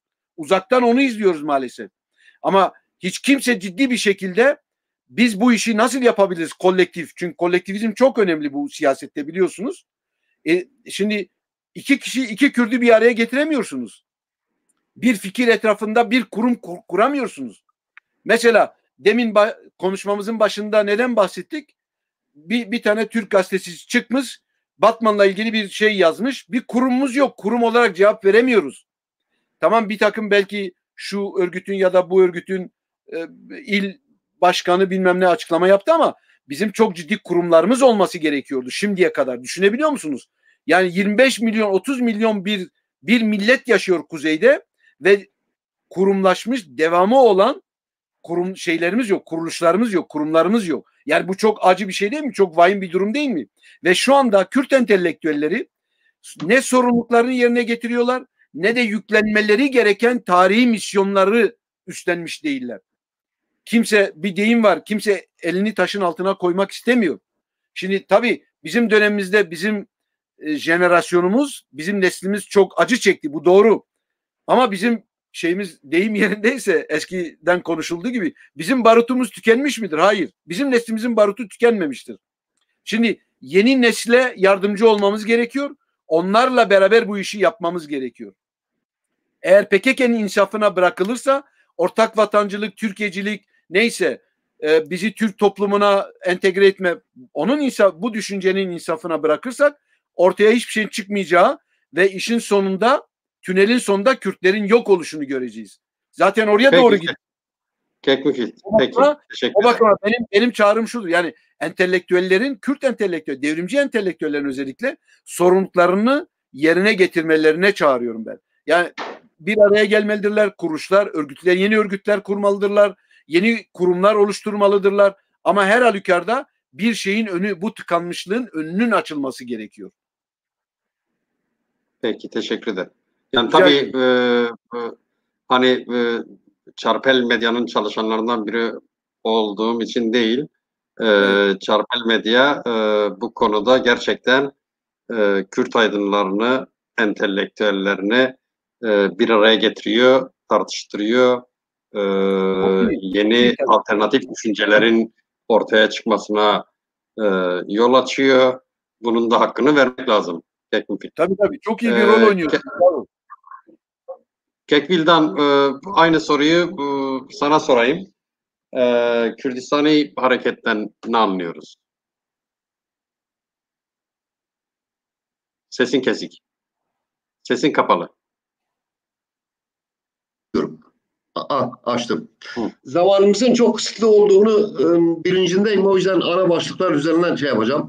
Benim için Kürdistani hareket 70'li yıllarda da siyasi parti programlarında vardı.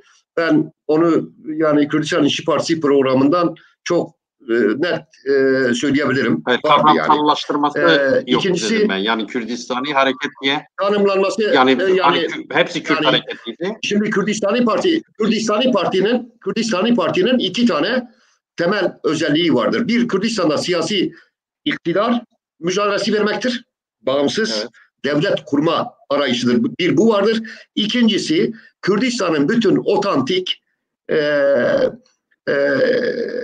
toplumunun iradesi olma iddiasıdır. Bu ikisi de Kürdistan İşçi Partisi programında vardır. Yani bunu yani o ve onun devamı olan partilerde de vardır. Yani ben yani Kürdistani olmayı böyle tanımlıyorum. Bana göre vardı. Belki zayıftı, belki çok öne çıkmamış bir kavramdı ve bu kavramın öne çıkması, daha fazla öne çıkması yani Türkiye Kürdistan'da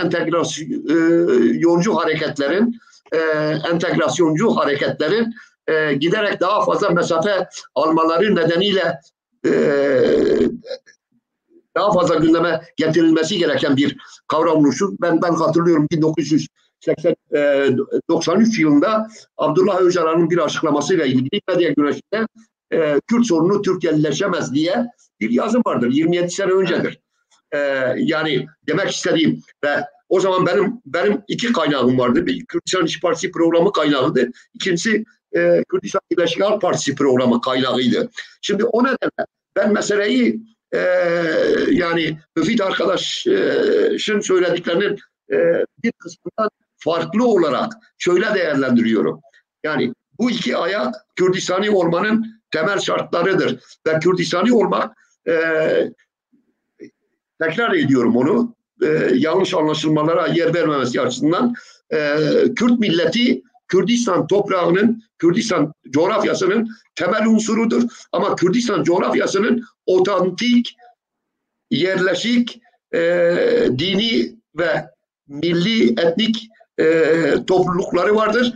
Kürdistani olmak aynı zamanda onların haklarının sonuna kadar savunucusu olmak ve onları Kürdistan'da siyasi iktidarın ortağı olmalarını vizyon olarak önüne koyabilme cesaretidir biraz da. Bu olmadan yani Kürdistan'ı şöyle yani şimdi bu yani Kürt siyasi hareketinin literatüründe Kürdistan'ı tanım böyledir ama şimdi bunun Türkçe tercümesi yapılarak bazen şey yapılıyor, başka anlamlar da yükleniyor ve doğrudur da. Yani şimdi PKK da Kürdistan'ı bir partidir. Yani Kürdistanlı bir partidir. Kürdistan'da faaliyet gösteren yani Kürdistanlı, Türkiye'li bir parti, Kürdistanlı bir parti. O anlamıyla sadece ama Kürt siyasi literatüründe Kürdistani parti olmanın dediğim gibi benim açımdan şahsen ben öyle düşünüyorum ve ben bunun nüvelerinin daha 70'li yıllarda hatta yani biraz daha eskiye gidilebilir nüveleri yani tarifi vardır. Şimdi gerekli midir? Evet. Yani İsveç Hindistan örneğinden verdim. Devlet gereklidir. Devlet elzemdir. Devlet hedefi Kürtlerin temel stratejisi olmalıdır. Bu strateji mücadele süreci içinde çok farklı taktikleri, ara hedefleri, farklı mücadele biçimlerini, farklı örgütlenme biçimlerini içerebilir. Yani Müfit arkadaş diyor Mesela ben PADEK'i 2005 yılında kutladım. Çünkü yani mücadele yöntemi açısından açık mücadele. Ben sadece legal, kanuni mücadele olarak söylemiyorum. Açık mücadele daha fazla kitleyi mücadele içine katmanın en önemli şartlarından bir tanesidir. Daha rahat örgütlenebilirsin. İnsanlar daha az korkuyla gelebilirler. Yani yani yasal olan ya da yasa dışı. Neye göre yasal, yasa dışı? Yani şimdi yasal olarak kurulmuş partiler bile Anayasa Mahkemesi'nde yasa dışı ilan edilmekle karşı karşıyadırlar.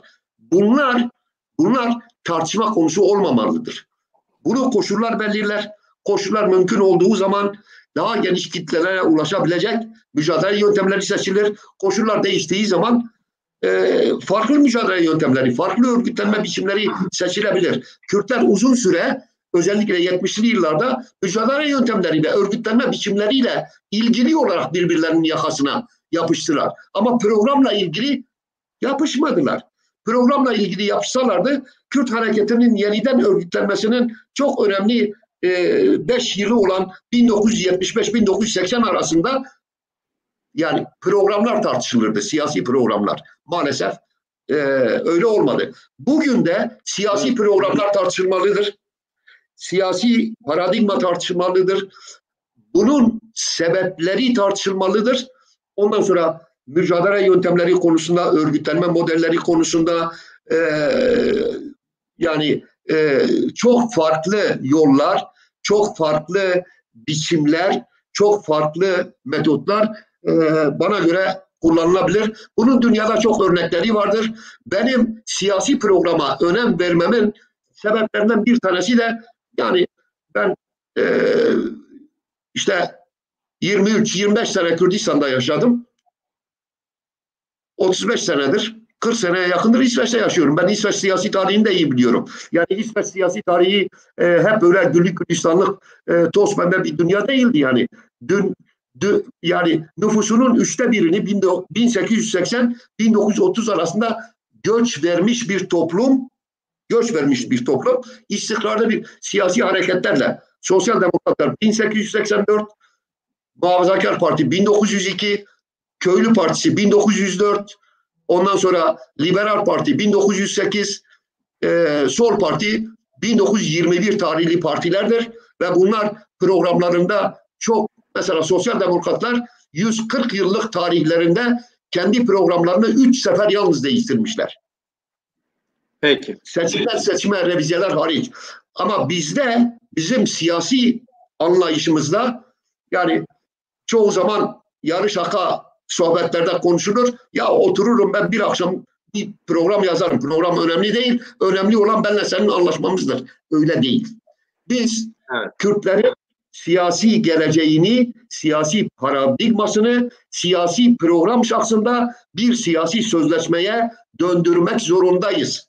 Kürdistan'da siyasi program, ciddi siyasi program sahibi olan örgütler ne kadar çok olursa Kürtler Kürdistani politikalarıyla bağımsız devlet kurma konusunda atacakları, gidecekleri yol o kadar kısa olur. Ben zamanını fazla almak istemiyorum, biliyorum zaman sıkışık. Yoksa bu konuyu biraz daha açmak isterim. Bu konuyla ilgili de bu konuda şimdi yani ben bunu söyleyeyim. Bu konuda ben tabii şunu söyleyebilirim. PAK'ın kurucusu olduğum için yani farklı bir anlayışla bir geleneği, özel olarak bir geleneği yapmadan, özel olarak bir geleneği sürdürmeden geniş bir hareket olduğunu söyleyebilirim ama gönül isterdi ki onlardan birisi olsun. Bunu burada söylesin. Ben ben destekçisiyim PAK'ın yani. Şimdi rejiden arkadaşlara söyleyelim. Konuyla ilgili soruları alalım. Kek Müfit, bu soru sana. Evet. Okuyabiliyor musun? Okudum gayet tabii. Okudum. Şimdi olay şöyle. Kısa cevap verelim ama sorulara çok uzattık. Kekali'ye cevap vereyim. Şimdi Kürdistan'ın jeopolitiğini İsviçre'ye benzetmek mümkün değil. Çünkü müthiş bir farklılık var. İsviçre olayı çok apayrı bir olay. Çok özel koşullarda ortaya çıkmış bir şey. Böyle bir şey olamaz. Yani çünkü İsviçre'de mesela 26 tane kanton var. 4 tane dil var. 4 ayrı esasında kültür var. Fakat politik antiteler halinde 26 tane kantona bölünmüştür. 26 tane kanton oluşmuştur. Örneğin Lozan ve Cenevre aynı dili, aynı kültüre sahip fakat iki ayrı devlet. İki ayrı hükümranlığa bağımsız, iki ayrı bağımsız devlet. Dolayısıyla yani benzetmek mümkün değil. Kürdistan'ı dediğim gibi ezilen millet, sömürgeleştirilmiş millet olarak daha doğrusu Kürt milleti ya da Kürdistan'ı sömürge bir ülke statüsüyle ancak onun jeopolitiğini değerlendirebiliriz. Oraya koymak gerekiyor ki tamamıyla eğer kategorize edersek çok ayrı bir kategoride değerlendirebiliriz. Çünkü devleti yok her şeyden önce. Bağımsız değil. Peki evet. Arkadaşlar başka soru var mı? Rejiden arkadaşlar. Evet. Mehmet Poti. Ez miraq dikim ev 3 milyon Kürdistan bolê bi rastî ji xwe Kurd dibînin. Te fem kir Kek Vildan ve pirs fem kir. Tamam. Sevgili Seyda bak yani yeri gelmişken söyleyeyim. Yorumlar arasında vardı. Bu dil meselesi. Şimdi Çarper Medya yani Kurmancı, Zazaki programlar yapıyor. Programlarının %80'i öyledir. Ve Türkçe programda yapıyor. Yani burada yazanlar oldu ben gördüm. Münasebet olduğu için söylüyorum. Yani Kürtçe sorduğu için değil. Yani ben kendi adıma söyleyeyim. Yani Kürtçeyi çok iyi kullanan bir insanım. Kürtçe öğretmeniyim. Ana dil öğretmeniyim. Ve Kürtçenin Soranca lehçesini de iyi anlayan, Zazaca'yı da iyi anlayan insanlardan bir tanesiyim. Bu arkadaşımız senin yani, Kürtçe'ye hakim olduğunu bildiği için öyle bir soru sormuş. Bu vesile olarak şimdi ona yani Kürtçe'den cevap verebilirim tabii. Ona vereceğim. Başka yorumlar vardı. Ben o yüzden söylüyorum. Şimdi Çarpel Medya'nın ben Kurmancı programa da katılmışım. Türkçe'ye de katılıyorum. Bunu yani programın dil seçimini getirip tartışma konusu yapmanın yani çok doğru bir tutum olduğu kanaatinde değilim. Bu insanların... Hayır, burada konu belli, başlık belli. Eğer bu programa girip niye Kürtçe konuşmuyorsun? Yani ben de gördüm. Buna cevap vermek saçma yani. Evet, ona dikkat çekmek istiyorum çünkü anlamsız gerginliklere izleyiciler arasında da takip edenler arasında da anlamsız gerginliklere neden olan bir yaklaşım biçimidir.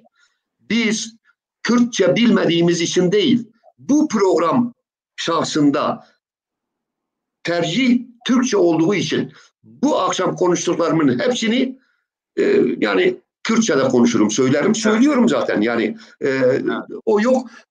Onu ben izleyicilerden rica ediyorum.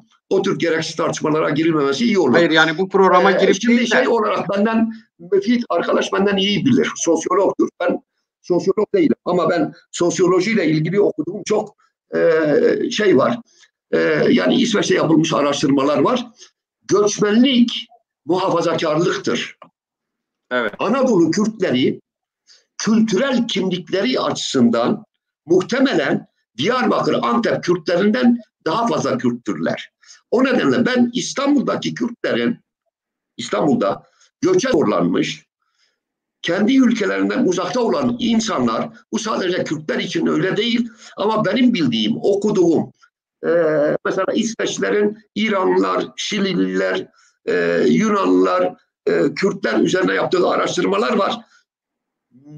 Göçmen yaşamı muhafazakar bir yaşamdır. Kendi kabuğuna biraz çekilme, kendi değerlerini koruma, kendi dilini koruma şeyidir.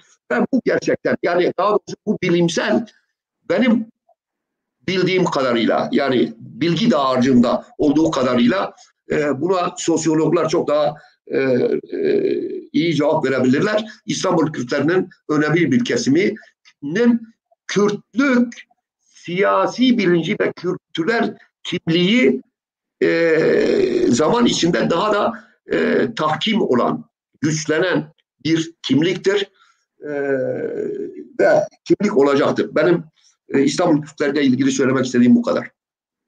Bildiğim bu kadar daha doğrusu. Evet, teşekkür ederim. Bir şey ekleyeyim eğer istiyorsanız buna. Batıya göç ettirilmiş, zorla göç ettirilmiş Kürtlerin durumunu konuşursak, şimdi aslında elimizde çok ciddi sosyolojik araştırmalar yok. İstatistik bilgiler yok.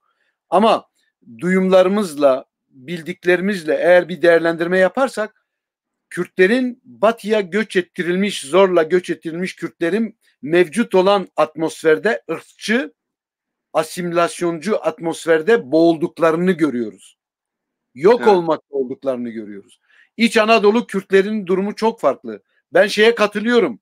Yani sosyolojik olarak o konuda çok müthiş, çok güzel öğretici araştırmalar var. Mülteci psikolojisi kendisini koruma psikolojisidir. Bu doğru. Ama göç ettirilmiş Kürtlerin İstanbul'da Türkiye'nin batısına yerleştirilmiş ya da göç ettirilmiş Kürtlerin durumu aynı değil kesinlikle. Çünkü müthiş bir baskı altındalar. Çok ciddi siyasi baskı altındalar. Psikolojik baskı altındalar. Ve dolayısıyla gittikçe baskıyla birlikte o asimilasyon onları eritiyor. Kürtlerin nüfusu nedir Kuzey Kürdistan'da mesela? Hiç bu konuda ciddi bir araştırma var mı? Devletin var aslında. Ama devlet bunu açıklamıyor. Onun sosyolojik araştırmaları var. İstatistik bilgilere dayalı araştırmaları var. Fakat kamuoyuyla paylaşmıyor bunu. Biz Kürtler yapıyor muyuz bunu? Yapmamışız. Bilmiyoruz. Ne kadar erimişiz. Normalde bizim nüfusumuzun artması gerekiyor değil mi? Ama artmıyor. Eksiliyoruz habire. Eksiliyoruz çünkü adamlar bizden toprak kazanıyorlar. Kazanmışlar. Ve şehir düşürmüşler bizleri. Şimdi bu kayıp değil. Bu çok ciddi bir kayıp. O bakıma ben şeye katılıyorum. Yani bir reaksiyon var. Şimdi bütün Kürtler mi eriyecek? Hayır. Bütün Kürtler erimeyecek elbette. Bütün Kürtler yani hepsi reflekslerini kaybetmiş midir? Asla. Tabii ki içinde reflekse sahip olan, milli bilinci gittikçe artan ya da artırılacak bu konuda bir eğitimi bile öngören kesimler var. Ama Türk devleti son derece akıllı bir iş yapıyor kendisine göre. Son derece ciddi bir planı var. Onun için zaten batıya göç ediyor ki asimile etsin. Çünkü kendi toprağında yaşadığı zaman o kendi kültürüne sahip çıkacak. Kültürün Kürt milletinin ruhu olduğunu çok iyi biliyor. Bu ruhu öldürmenin en iyi yolu onu toprağından koparmaktır. Sosyolojide buna derasinman derler. Yani köklerinden koparılma derler. Şimdi o köklerinden koparılma olayı o kadar ciddi bir olay ki Kürtlerin tamamıyla savrulması, kendi kültürlerinden uzaklaşmasının ilk adımını sağlıyor. Gerisini Türk devleti hallediyor batıda. Irkçılığıyla, eğitim sistemiyle, baskısıyla. Onun için o derasinman yani köklerinden koparılmış olan Kürt'ün kolay kolay kendisine gelemeyeceğini bilmemiz gerekiyor. Çünkü o kadar şehirlerin varoşlarında o kadar çok ciddi ekonomik ve sosyal bir sendrom yaşıyor ki müthiş bir şey. Bu sadece benim duyumlarım. Ama istiyorum ki mesela Kürt sosyologları, Kürt entelektüelleri bu konuda araştırma yapsınlar ve elimize bir takım veriler sunabilsinler. Ama maalesef ne yazık ki böyle bu türden verilere sahip değiliz ve aslında çok ciddi bir trajedi yaşadığımızın, bunu özellikle belirtiyorum, batıya özellikle göç ettirilmiş Kürtlerin ciddi bir trajedi yaşadıklarını bilmemiz gerekiyor. Müthiş bir sefalet var. Müthiş bir ekonomik sefalet var. Köyünde hiç olmazsa adam ya da şehrinde bir takım dayanışmalar var, akrabası var, sülalesi var, toprağı var, yapabileceği tarımı var ama yok, şu anda öyle bir şey yok. Elinde hiçbir şey yok. Evet. Sefalet dışında elinde bir şey kalmamış. Onun için bundan korkmamız gerekiyor, bu durumdan. Gekmüfit, teşekkür ederim. Şimdi tabii göçle ilgili şöyle bir şey var. Yani bu ben tabii şöyle düşünüyorum. Türkiye coğrafyası, yani Kürdistan'dan ayrı tuttuğum coğrafya, Türkiye coğrafyası aynı zamanda bir göç coğrafyası. Bu göç coğrafyası göç, demin Vildan arkadaş sanıyorum söyledi, Kek Vildan söyledi. Göç tutuculuktur, muhafazakarlıktır diye.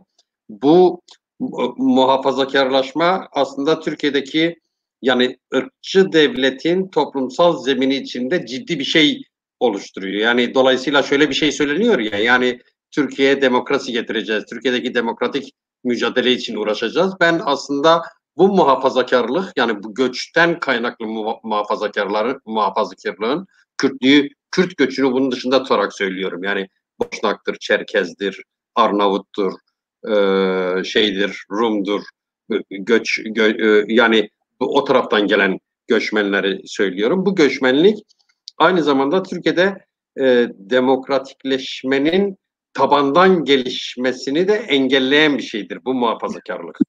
Tabandan gelişmesini engelliyor.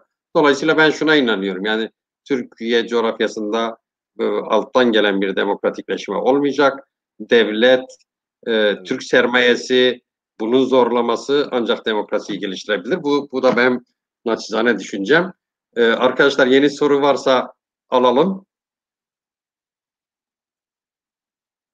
Yeni soru yok galiba.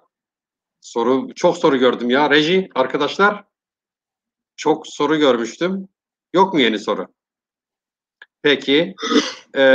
Evindar bir şey söylemişti. Şeyin başında Evindar Tekin bir şey yazmıştı. Bu şeyindi. Toni Morrison'un sözüydü ama Kürtler, yani bence tabii yani dilimiz var, kültürümüz var, biz Kürdüz diye bir savunma psikolojisi içinde artık değiller. Yani o durum, yani Dedeko dosyalarında vardı ama bence günümüzde o durum aşıldı. Yani şimdi 2 tane Kürdistan var, daha fazla Kürdistan'ın olması istiyor şeylerimiz, tartışmacı arkadaşlarımız.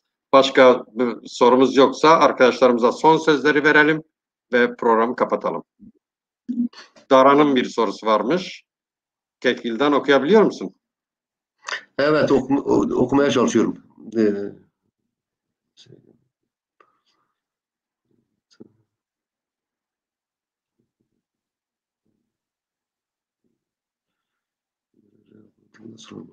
Aha.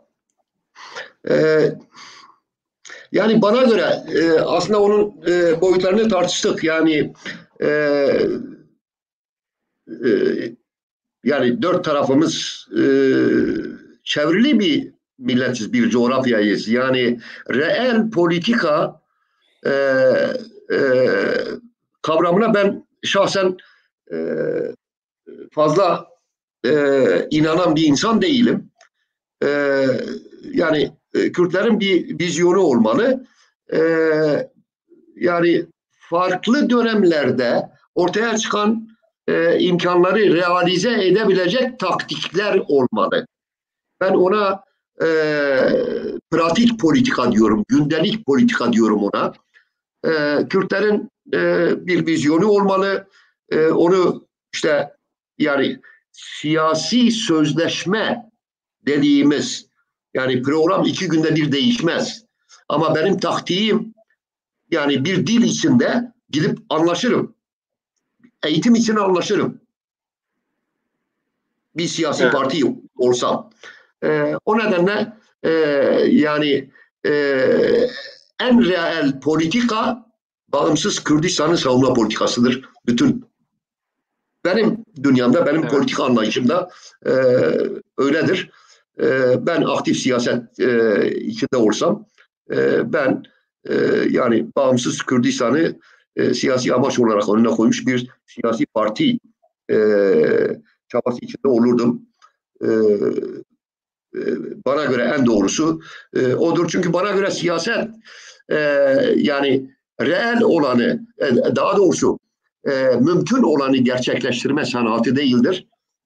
Biraz da hayalleri, biraz da idealleri gerçekleştirme mücadelesidir siyaset. O nedenle de parçalanmış Kürdistan'da en reel siyaset Kürtlerin bağımsızlık vizyonunu vazgeçimler bir siyaset stratejisi olarak siyasi anlaşma biçiminde bir siyasi programa dönüştürmeleridir. Teşekkür ederim. Evet. Kek Müfit, eklemek istediğin bir şey var mı?